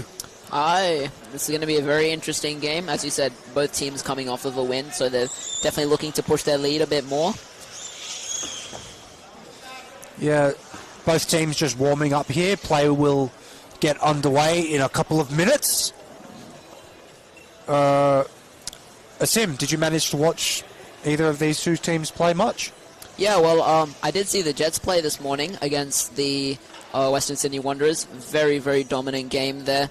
I definitely think Shannon Anelzak, a great player to be looking out for with that half-court shot that we did see earlier on. Oh, absolutely. That was a fantastic shot from him. Overall, they're just a very solid team in both attack and defense. Didn't get to see the Strikers yet, though, but considering they won, I'm expecting a lot. It's going to be a good game. Yeah, so the earlier results for these two teams, Jets played the first game against the Western Sydney Wanderers, won that one 2-1. Wanderers gave them a little bit of a scare towards the end of that second half. Yeah, definitely. And then the Brisbane Strikers' first game was, I believe, against the Adelaide Comets, and I believe they won that game 2-0. So both of these teams had a fairly comfortable start to the tournament. Both teams will be looking to go top of the table with a win here. So I imagine both teams will try and start fast and start hard. So it should be a cracking game to watch. Absolutely. Wouldn't expect anything less out of these two teams. So what do you expect to see out of this game from either of these two teams? Well, I guess I don't really know. I'm expecting, obviously, both of these teams very offensive, right? Going to be seeing a lot of great passing plays. I guess I'm really interested to see how they do their set pieces, especially, right? Because that's something that probably differs between their teams. And I guess at the end of the day, that can really be what decides which team ends up losing or winning. Oh, absolutely. So, yeah, I'm definitely expecting to see some very interesting plays coming from both sides here. Both teams will probably have a few secret set plays up their sleeves, so it'll be interesting to see how those unfold throughout the game. So it looks like the Brisbane Strikers are starting with Josh Merkus in goals, Jack Parry and Matt Simpson on the wings, and Jesse McCarthy in the middle. We're yet to see who Jets are starting with, but it looks like it's going to be Dimitri Leolio-Davis in goals with Chris Tastis on the wing, Shannon Alenzak in the middle, and Jordan Crane on the other wing. And it looks like it's going to be Brisbane Strikers to kick off. Very dominant setup right there. Yeah, both teams definitely trying to field their strongest teams to try and get on top of the game early. And here we go. So good ball there from Jack Parry. Just didn't quite get onto the end of it from Jesse McCarthy. Interesting start to the game here. Just trying to find a bit of field position from the Brisbane Strikers. Both teams will obviously be looking to dominate early here. Definitely. Oh, nice interception right there. Yeah, very good read there from Jesse McCarthy. Dimitri just happy to play it out of the box there. Getting past his man. Now he's... Ooh, good win there from Jack Parry. Bit of early pressure here. It's unusual. I'm not used to seeing Jets on the back foot this early. But I'm assuming things might end up changing as we go on in the game. So it looks like they've called that for a 2-on-1 because the ball's not quite on the sideline. Just trying to cut off those passes. It's a 2-on-1, very unfortunate. Yep, Shannon Allenzock and I believe that was Chris Hastis, yes. Just outside of the box. Yep. So as mentioned in the earlier game for the Newcastle Jets are missing Ryan Seck, very important player to their team, definitely. Yeah, so he'll be here for the rest of the tournament, but not here today. So a lot of teams trying to take advantage of a weakened Jets side. Weakened is still, we use that very loosely. They're still a very strong team without Ryan Seck. Absolutely. 2-on-1 there. Yeah, it looks like both teams just creeping in a little bit too much. Just trying to cramp the play down. It's interesting that they've got Josh Merkus playing in like goalie. I would have expected them to play him a bit more middle, but obviously didn't see how they lined up in the earlier game. That's a good stop there from McCarthy to keep it in. Allenzock wins the ball off him though. Both teams just trying to get a bit of passing going. Okay. Hastis has a chance here. Let's see what he ends up doing with it. Oh, that's smart from Hastis. Definitely. So this will be in prime position for the Jets. They'll be very happy with this. And they are using the very typical setup with their one winger very high up, Chris Hastis there. Looking to maybe get a few passes going into a great shot, as they usually do. Just trying to sneak it in. Interesting play there from the Jets. Not quite sure what they were trying to aim for. But they've won the ball again, so I'll set it up again here. I think they were trying to find a gap between McCarthy and Merkus, but there wasn't really one there. Yeah. Jordan Crane's out there pretty wide. I guess ball can't really get to him. Almost found the gap there, Chris Hastis. Yeah. Not quite. Now, Anelzak's got the ball. He's got some options. Let's see what he ends up doing. Hastis on the ball now. I must say, I reckon Jets are probably on top early here for the first 3.5 minutes, and they've won themselves a corner. Amazing corner right there. A lot of things they can get out of this. Hastis is probably one of the best players in the competition at winning those kinds of corners from that position.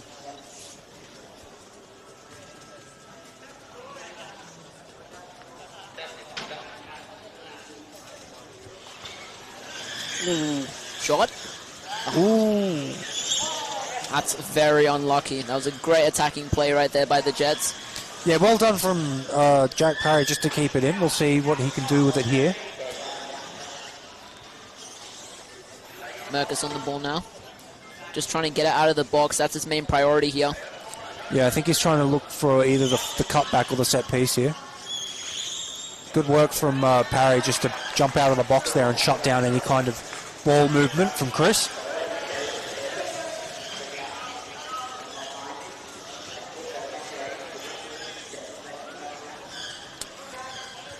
I think the strikers are just struggling to kind of get out of their own half at the moment.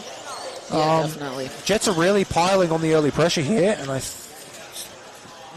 and it's really just that chemistry between Shannon, Anelzak, and Chris Hastis. They're really giving them a lot of pressure. Oh, absolutely. I mean, these guys have been playing together for quite a while now. They're the best team in the Sydney comp versus the best team in the Brisbane comp. 100%. So definitely two very strong teams. But strikers proving very difficult to break down defensively at the moment. Definitely. Oh, just managing to get around Anelzak, but that is going to be a sideline for the Jets.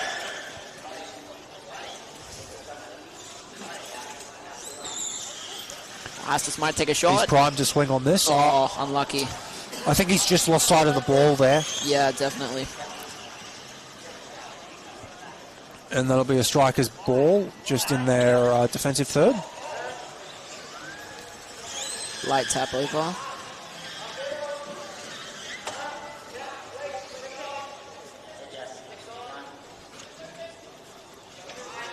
I believe that is McCarthy, correct?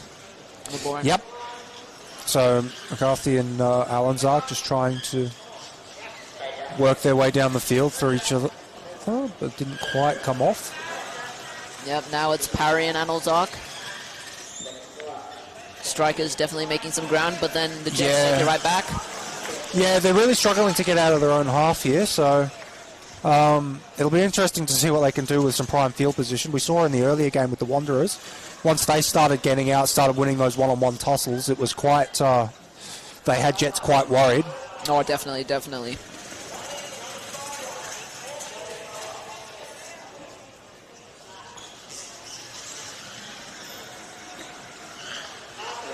Alzar's got some space there. It was a bit of an unfortunate hit, but he's going to try and make something out of it now.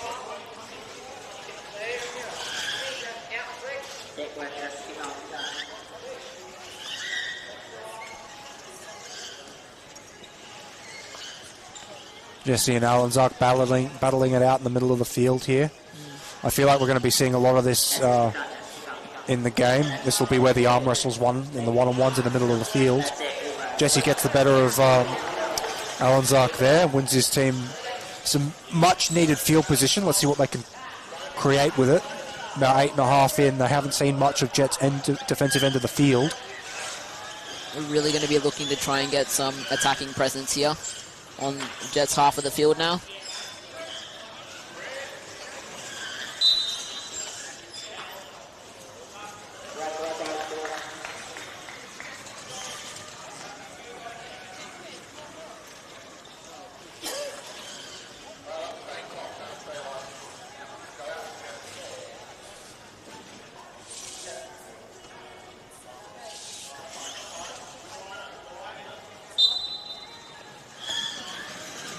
Ooh, nice cut off. Good read there from Dimitri. Yep. And now the striker's on defense again. Yeah, striker's just happy to try and let that go out for a goal kick, but Jordan Crane's done very well to keep that in.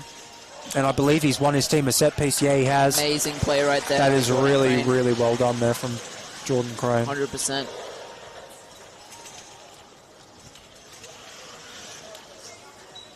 Alenzak's going to try and want to squeeze it through that gap there. He goes for it, but he unfortunately isn't going to be able to get the ball through. Crane's there to try and fight for the ball again. Well won there by Jack Parry, but Hastas just on top of things. I think Hastas is going to try and win the corner here. Merkus has done well to defend that nicely.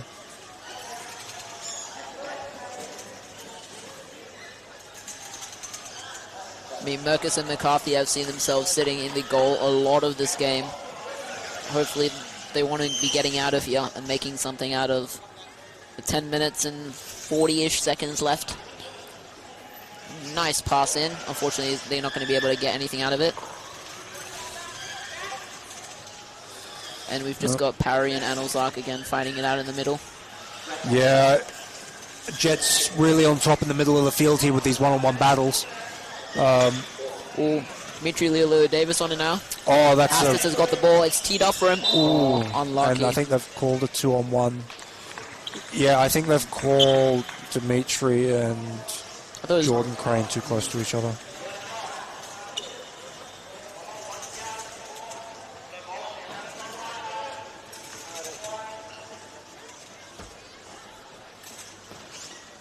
Jordan Crane going to block that out really well there. Parry's got some options. Oh, that's an unfortunate miss right there. He needs to hit that. Good read.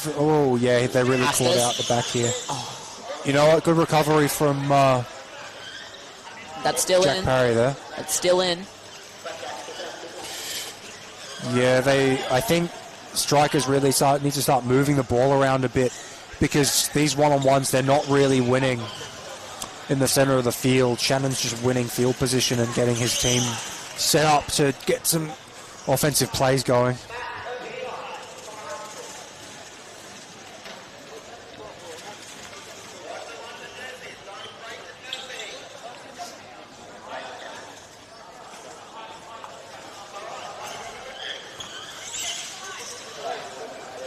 McCarthy just letting that one go through. It is on the Jets' half of the field now, but no, that doesn't really mean much. The ball really hasn't been up this end of the field very much. And they've managed to get it out every single time.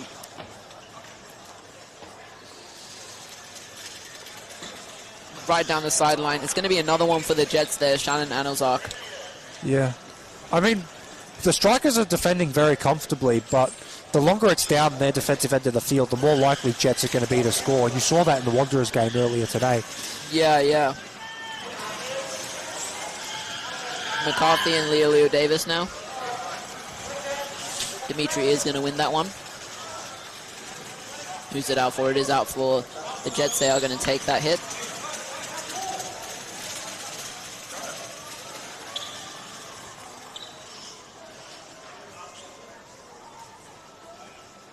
Leo Davis is also pretty high. There is an option there. He's going to opt for Chris Hastis. Yeah, they've done that a couple of times, and I don't think it's really worked for them yet. I think they're definitely going to... Oh, there might be a chance here. No, unfortunate. No. I think they're going to have to try get it around to Jordan Crane a bit more, because on the left side, Striker's really locking down that side of the field in defense.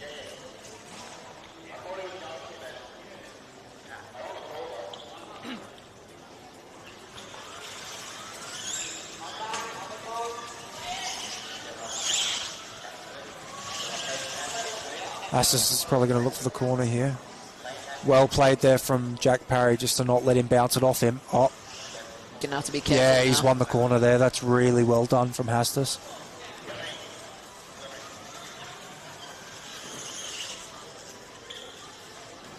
Dimitri Leo Davis pushing up now.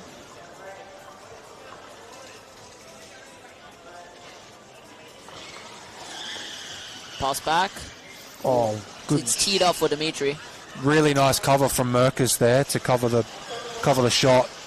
Trying to get a shot, no one Jordan was Crane. there. That is unfortunate for the Jets right But there. really nice shepherding from Jack Parry to just let the ball go out, let his team reset defensively. They've been really well defensively this past 14 minutes or so, but they just can't get out of their own half at the moment.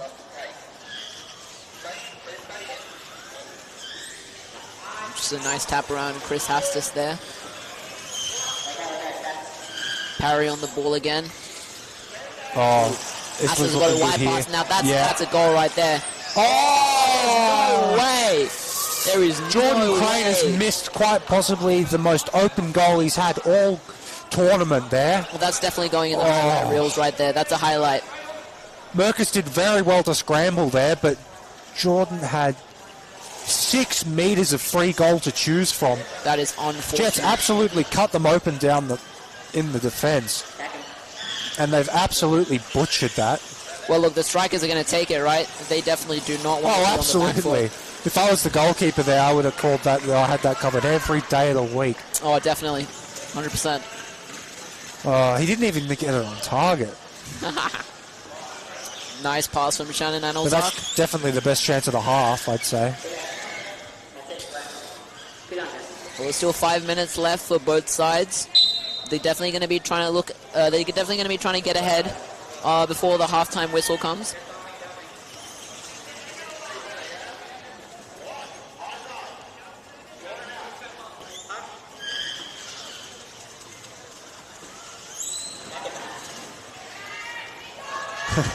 Don't know what happened. I'm not sure if that's quite what he was trying to do there, but it was a very nice dummy and leave there.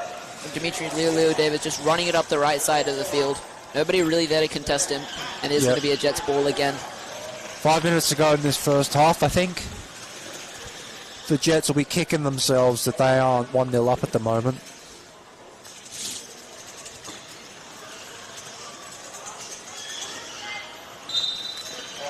Yeah, that was definitely a 2 there. Thought the ref might play advantage, but apparently not. Yeah, referees are trying to look to play advantage a lot, but when it's not, when it's not coming off, they're just going to call it back, obviously. Ooh, Jets are being very, very very aggressive here. Dimitri Leo Davis taking this free kick. Dimitri needs to be really, really careful.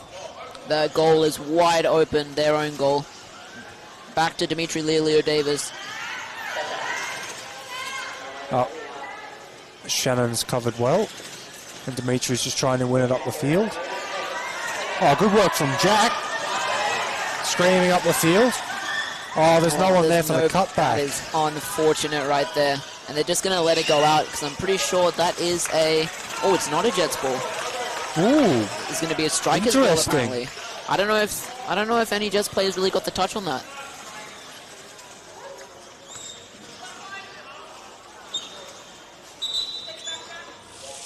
Yeah, I think it should be on the black line there, not the white.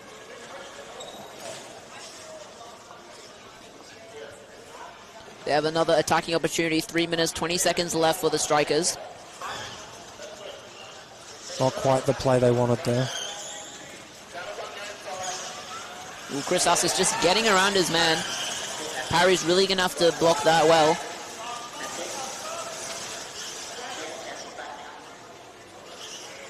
It's going to be a Jets ball. Probably their, I don't know, maybe 17th attacking opportunity here. Yeah, I'm starting to lose count. They are going to opt for Dimitri Leo Davis. Jordan Cross. Well, he's won the corner there. Yeah. That'll be a corner. Is that another corner, I think? Yep, they're going to try and maybe do the same thing again.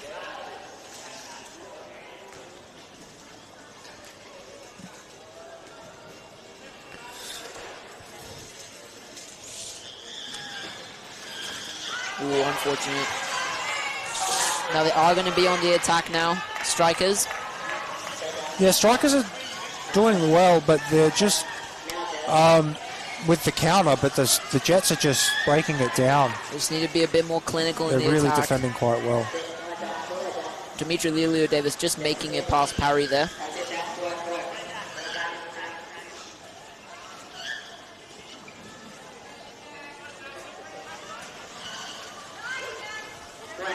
And that's going to be very well played there by Dimitri Leo Davis, winning the sideline for the Newcastle Jets.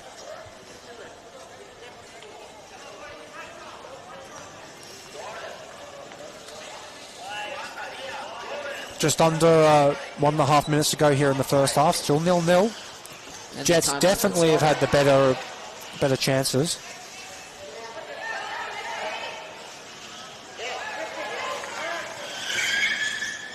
And now the timer has also been stopped, so both teams are going to be scrambling to try get ahead in this first half here. Oh, I think Dimitri's won that. Yep, well done. That is amazing. Gets them very high up the field. Another attacking opportunity.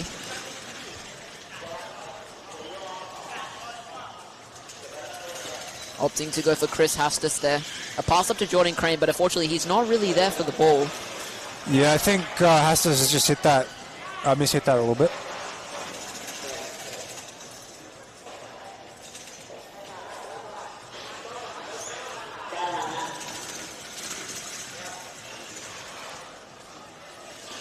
McCarthy trying to get it through to Parry, but I guess Jordan Crane is going to block that one.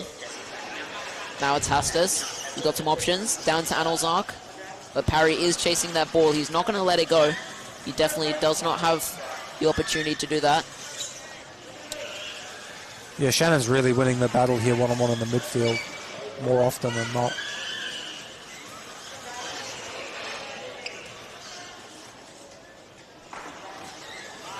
I think Jets are very happy just to wind the clock down here, reset for the second half. McCarthy getting forward now. And that is half-time. 0-0 at the moment. Jets have definitely had the better of the better half. should really be 1-0 up. Asim, thoughts on the game so far? Yeah, so I guess we really did just see the strikers sitting in defense the entire time. They weren't really able to get out. They're definitely going to want to be changing that going into the second half. They do have 5 minutes to, I guess, devise up any new plans that they need. I guess also the Jets, they're definitely going to be looking to push forward. They definitely have had the more opportunities. They want to get something out of this game, but they just have not been clinical enough up there. One thing I've also noticed as well is with the strikers, I feel like they've really only had Simpson up for when the ball gets out, but it's really just been either McCarthy or Parry sitting back with Merkis. They haven't had many players up to actually get the ball out of their own half. Yeah. That's definitely something that the coach is probably wanting to communicate across. Yeah, awesome. All right. We'll catch you back here in about 4 minutes for the start of the second half.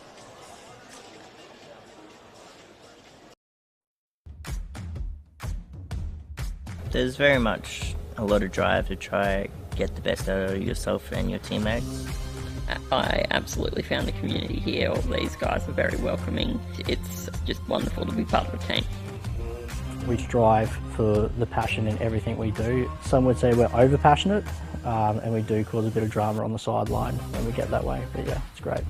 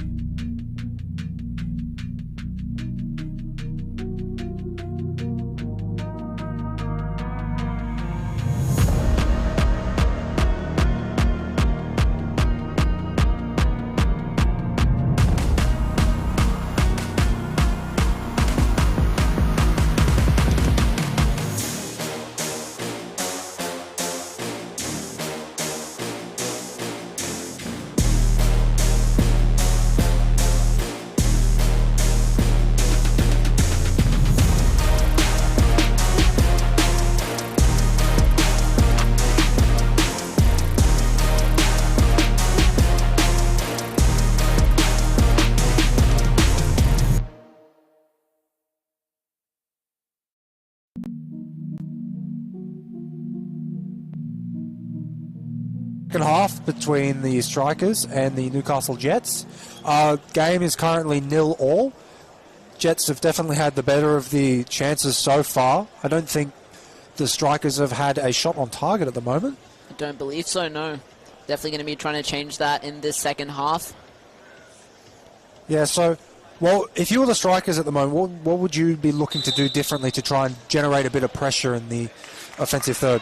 Well, again, as I said at the end of the first half there, really, when they've been trying to come out of defense, we've really only had, like, Simpson up on the field just waiting for the ball, right? So all the Jets have to do is just cut him off, and then they don't really have much to use to actually get up on the field. So they're definitely going to be wanting to maybe look at putting another one of their wingers or their center a bit higher so they're able to get some more opportunities to actually get up on the field. So it looks like there's a change here for the Brisbane Strikers. They've got Pretorius coming on, and Matt Simpson has come off. Otherwise, the Jets look pretty much the same. Yep, they've gone with the starting four.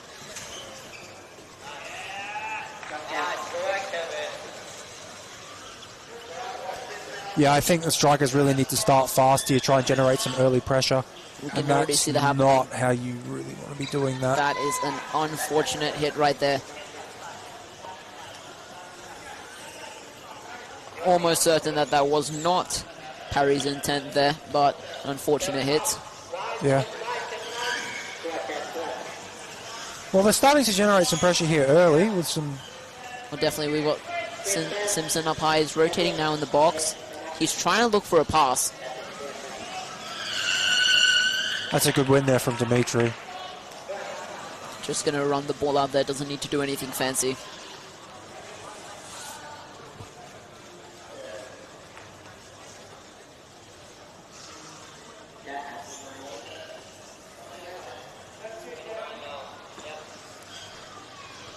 Jordan Crane getting an opportunity in the ball. Is he going to be able to make anything out of it, though, unfortunately? Not really. Good rotation there from Shannon Allanzark to just rotate into the box to cover Dimitri while he's out. And Dimitri's going to win that ball, throwing McCarthy right off of it. Yeah, the Strikers are trying to be a bit more aggressive in their one-on-ones, which may end up working, but we'll have to wait and see so far. McCarthy is definitely trying to generate a bit more power on the ball. And that's definitely what they need, right? They cannot be affording to give the Jets any more than what they already have. Shannon Allanzark here taking the sideline. He's probably getting bored of these by now. Yeah, that'll be another sideline. I think Shannon will just be happy to work his way up the field here. Chris Astor's coming back for an option.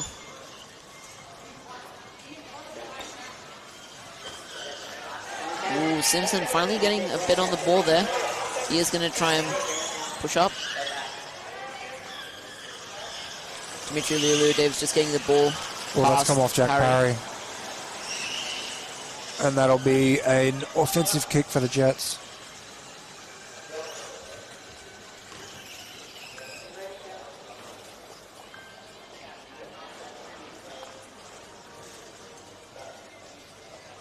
There's a big gap right there. They're going to opt for Dimitri Leolue-Davis, who's going to go for a spin kick. Ooh, that was very risky there. If Jack Parry had gotten the right touch on that, that was an open goal. And they don't have the ball there. They don't have the lead that they could have gotten in the first half to warrant doing these type of fancy plays. They definitely need to just stick to their game plan. Yeah, because it worked for them in the first half, definitely. Jordan Crane just trying to make something out of the ball here.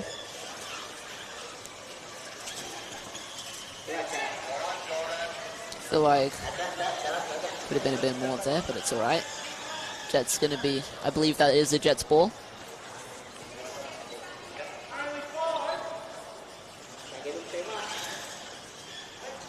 I mean, Chris Hastis is left there wide open. Jack Parry not really blocking him off, but it's all right. It's only going to be going to Jordan Crane. Jack Parry again, one-on-one in that midfield. Pretty much the story He's of won this that game. this time. It's going to be to Jordan Crane. He has to do something here. He's just going to trap the ball. They're definitely putting on a lot more pressure in this start of this second half, the Strikers, so it'll be interesting to see what they can make of We've it. got an opportunity here for McCarthy. He's going to try look for a pass. Oh no, he's just going to try push it up. Jack Parry calling for the flick, Yep. but doesn't look like McCarthy has that in mind. Let's see what he's going to try and do here. I think he's just being patient here, trying to win something, maybe a sideline, or get a good flick off. It's good patience here from McCarthy, just to try and keep it in that final third. This is definitely where the strikers want to be right I now. think he's won that ball. Oh, unlucky. Never mind, that is definitely not where they want to be.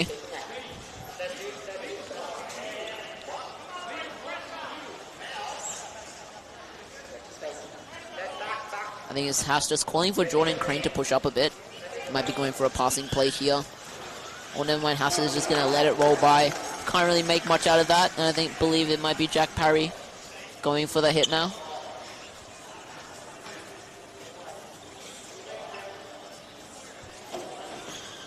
Simpson. Good read there from Hastis. It's another attacking opportunity for them.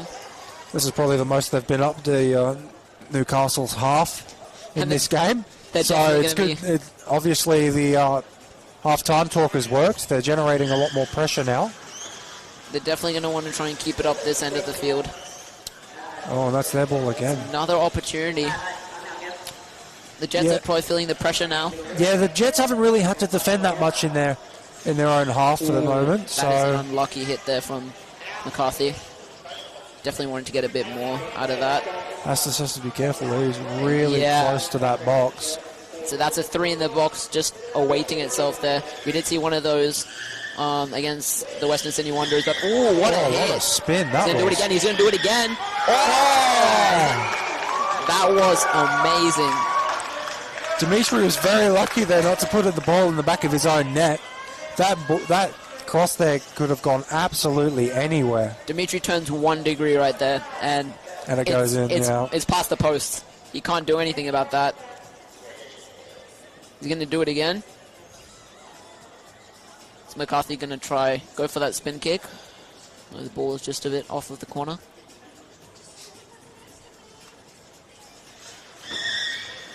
Oh, it's going to be a goal! Now that is unfortunate for the Jets. That is unfortunate for the Jets. What a ball from Jesse McCarthy. Simpson, they just had to tidy it up, and he was able to do that. Amazing Saw play the right gap there. perfectly. Amazing Only play. just managed to squeeze it through. And Kevin Pretorius has just nailed it straight into the goal. And we're finally seeing a sub now. Yep. Jordan Crane going off for the Newcastle Jets. Jets will be kicking themselves because they should have been 1-0 up going into half-time. And the game has turned completely on its head.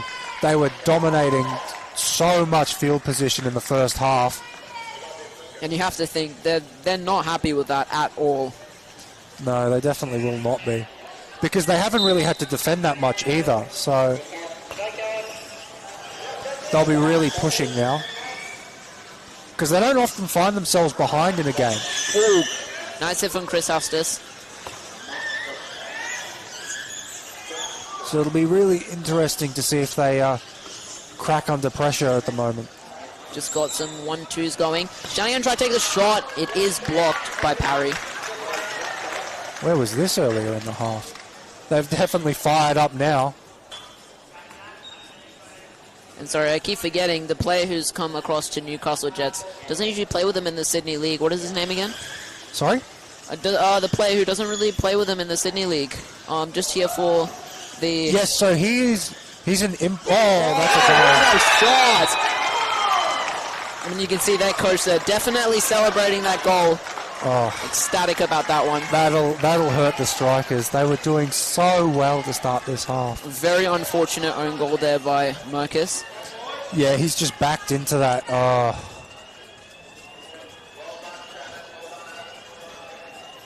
You know, I guess that makes them even, right? Definitely 2 goals that they don't want to let in, each side. But now the game is even again. Sorry, as I was asking, player for the Newcastle Jets hasn't really been with them in the Sydney competition. Yeah, so he's actually come up from Melbourne to fill in for them. So normally he plays Div 2 in Melbourne. So, yeah, he's doing quite well to start the tournament. What's his name again? Sorry. That would be Lucas. Let me just double check the last name. Sorry, Lucas. Lucas Timotheou, Lucas Timotheou. I believe is how you say the last name. Well, he's on the field now. He's going to be wanting to try and make his time worth it. Shannon Alzark going for a spin kick. And, I mean, Parry really does not want that to get to Hastus. Yeah, the Jets have woken up now. They're really putting the pressure on again. Strikers just need to settle a bit. Yeah, Shannon Alzark is just fine to let that go out. Gives him another opportunity.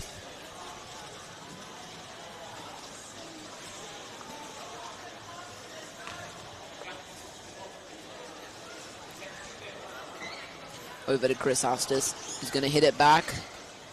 Got some 1-2s going. Parry's going to try and want to cut that off.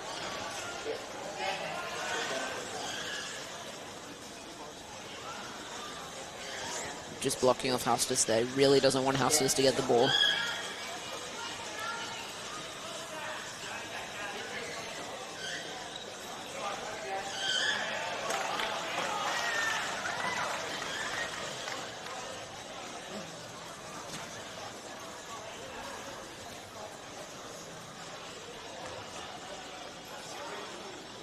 Nine minutes left in play. Jets definitely want to be trying to get ahead now.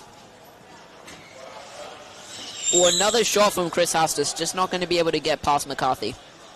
Yeah, this will be another set piece for Jets. They're going a lot more direct with their set pieces now, which is good, because it wasn't really working for them in the first half when they went to Hastus in that corner. Yeah, sometimes you just don't need those fancy plays. All you need is just one solid hit. Exactly like that. Oh, what a save! Amazing save there by McCarthy. Oh, he just needed to put it a little closer to the post. It's going to be a corner. But what a ball. Perfectly found the gap. Just coming off Lucas there. Let's see what they can do with a corner here. I mean, they've got to be pumped after that one. They cannot be complacent. Ooh, nice cut off there.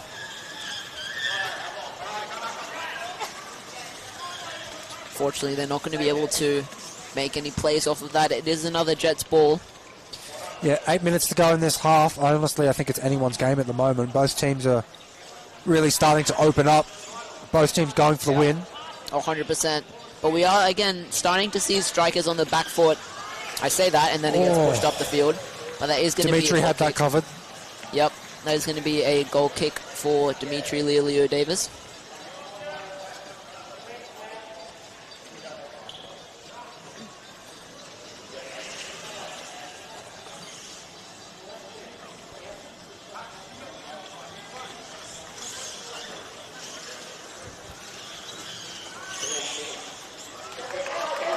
Simpson needs to get to that ball there.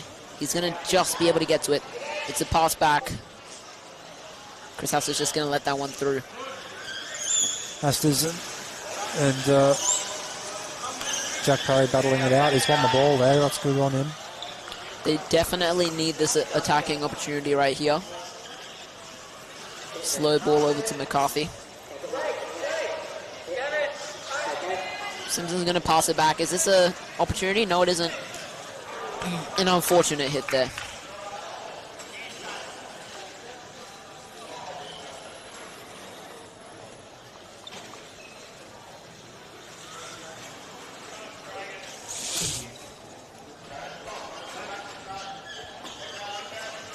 Another attacking opportunity.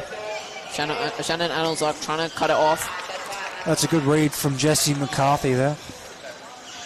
Unfortunately, it is the Jets' ball now. They're going to want to try and cut this off. Ball's still rolling, hasn't been set down properly, unfortunately.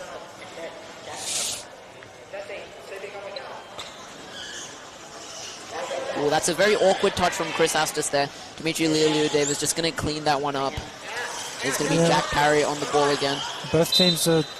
The ref is going to have to call that too, unfortunately. But it was Jets' ball anyways there with the sideline, so... Yeah. believe it doesn't make too much of a difference. Dimitri coming in out to take this is a bit dangerous. Both teams still pushing for the win. Simpson fighting for the ball now. Shannon Anelzak just going to be able to get it past him. Good play there from Dimitri, just nice and safe, taking it out wide. Oh, and he's kept that. That's out. Is that a... Yep, and that's going to be City ball because Dimitri put that out.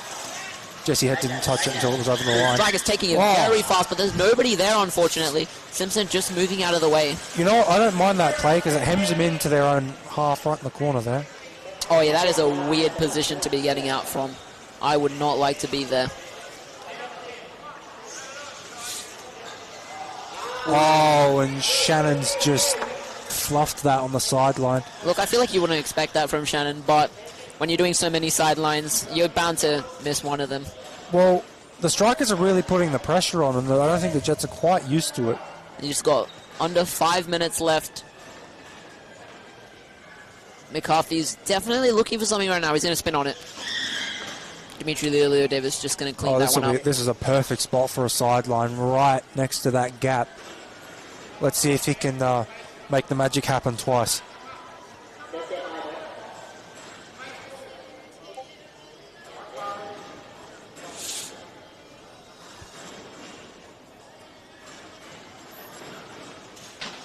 Four and a half minutes left on the Showcourt. A good read from Dimitri there. Yep.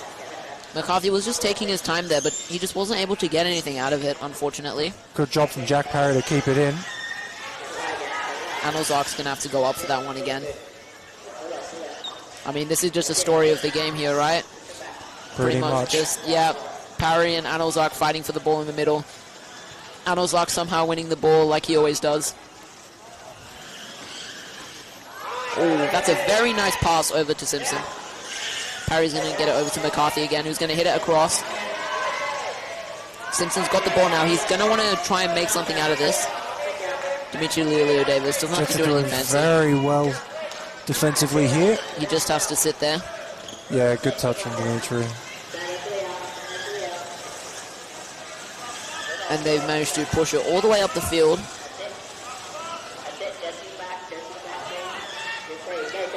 Shannon Anelzak with that. That could be a 2-on-1. The referee has opted not to call the 2-on-1 there. Dimitri Leo-Davis just getting a bit close to Anelzak and Simpson there. Parry on the ball now. Amazing hit from Anelzak. Just not really anyone to get it to. And a shot from Jack Parry. Oh, it was on target. It was a good read from Dimitri. Amazing, amazing save there. Just under 3 minutes to go. Definitely anyone's game at the moment. Oh.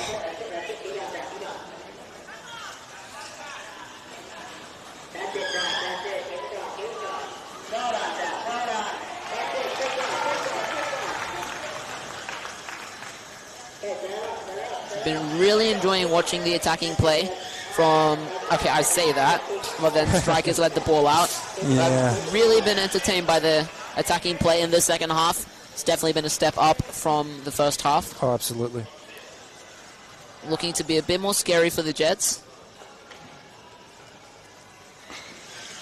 Black and white between the first and second halves. Difference clear as day. Oh, absolutely. I think both teams were just a little bit lethargic the first half, trying to find their footing. Less than 2 minutes left now. Both teams are going to want to try and get ahead.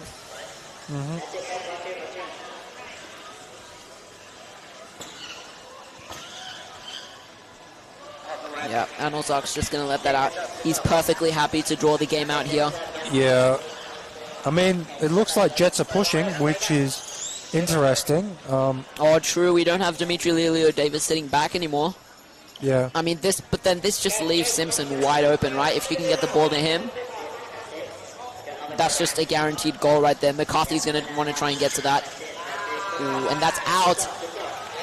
Anelzak cannot be letting these happen. Yeah, I think Jets are just trying to push a bit too hard for the win here. They need to just settle down a little bit. McCarthy. Is that it's not a 2? That's a good clearance there. Jets will be looking to keep it down this half of the field.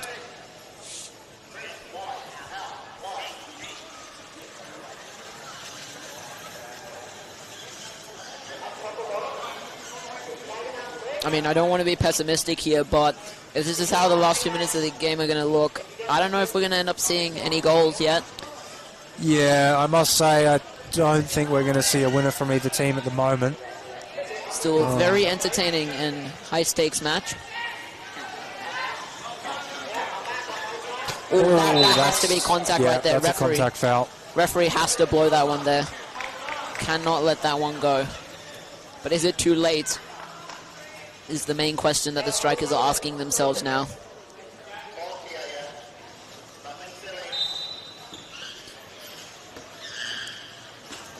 Nice opportunity there. Oh, just wide, but Dimitri had it covered. Yep. I mean, I've just got to reinforce this, right? The Jets have got to be disappointed that Jordan Crane did not get that goal in. Yeah, and that'll be full time. Really, well, a game of two halves, really. Definitely. But wow, so that's definitely game of the day for the moment. Brisbane Strikers won, Newcastle Jets won. Closing thoughts, Asim? Well, yeah, I think that was a very high-octane match, definitely. In that second half, we were able to see the Strikers just make a bit more out of the game. I believe it was their goal in the second half that they scored. An unfortunate own goal from Merkus there, which did did give the Jets a goal. I feel like the Jets have to be disappointed they didn't win that one.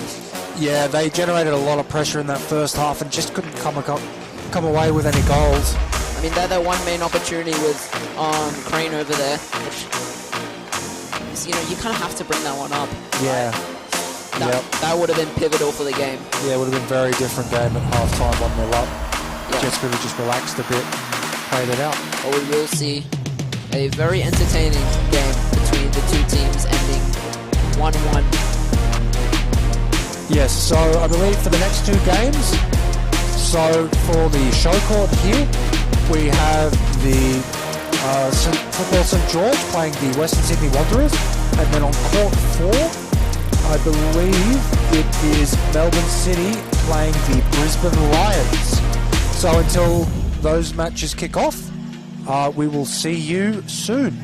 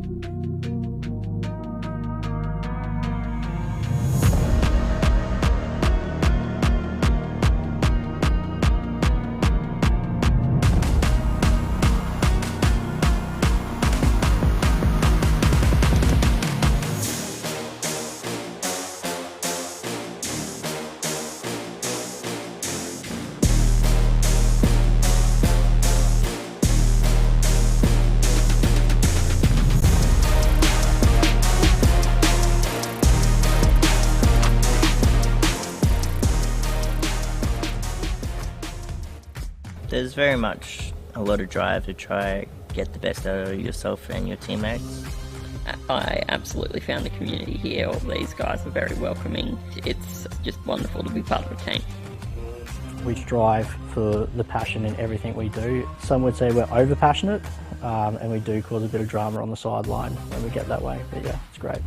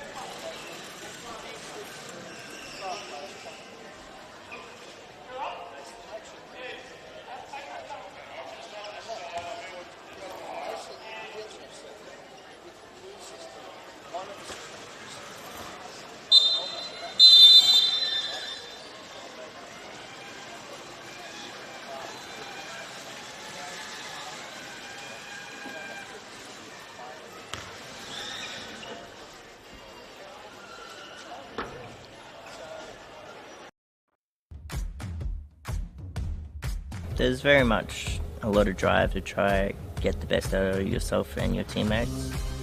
I absolutely found the community here. All these guys are very welcoming. It's just wonderful to be part of the team.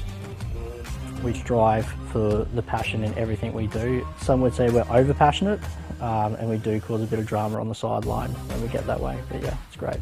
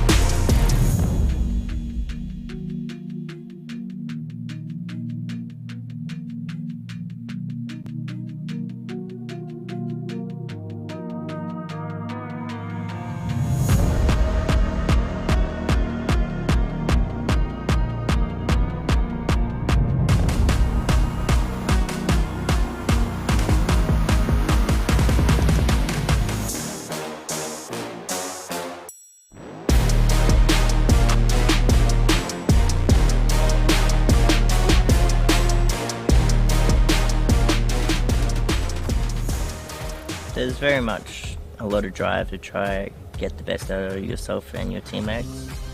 I absolutely found the community here. All these guys are very welcoming. It's just wonderful to be part of a team. We strive for the passion in everything we do. Some would say we're over passionate, and we do cause a bit of drama on the sideline when we get that way. But yeah, it's great.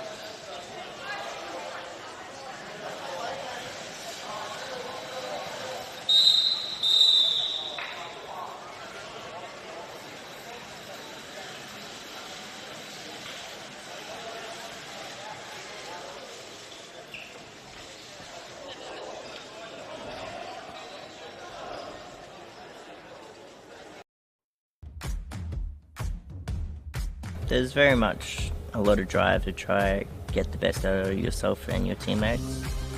I absolutely found the community here. All these guys are very welcoming. It's just wonderful to be part of a team. We strive for the passion in everything we do. Some would say we're over passionate, and we do cause a bit of drama on the sideline when we get that way. But yeah, it's great.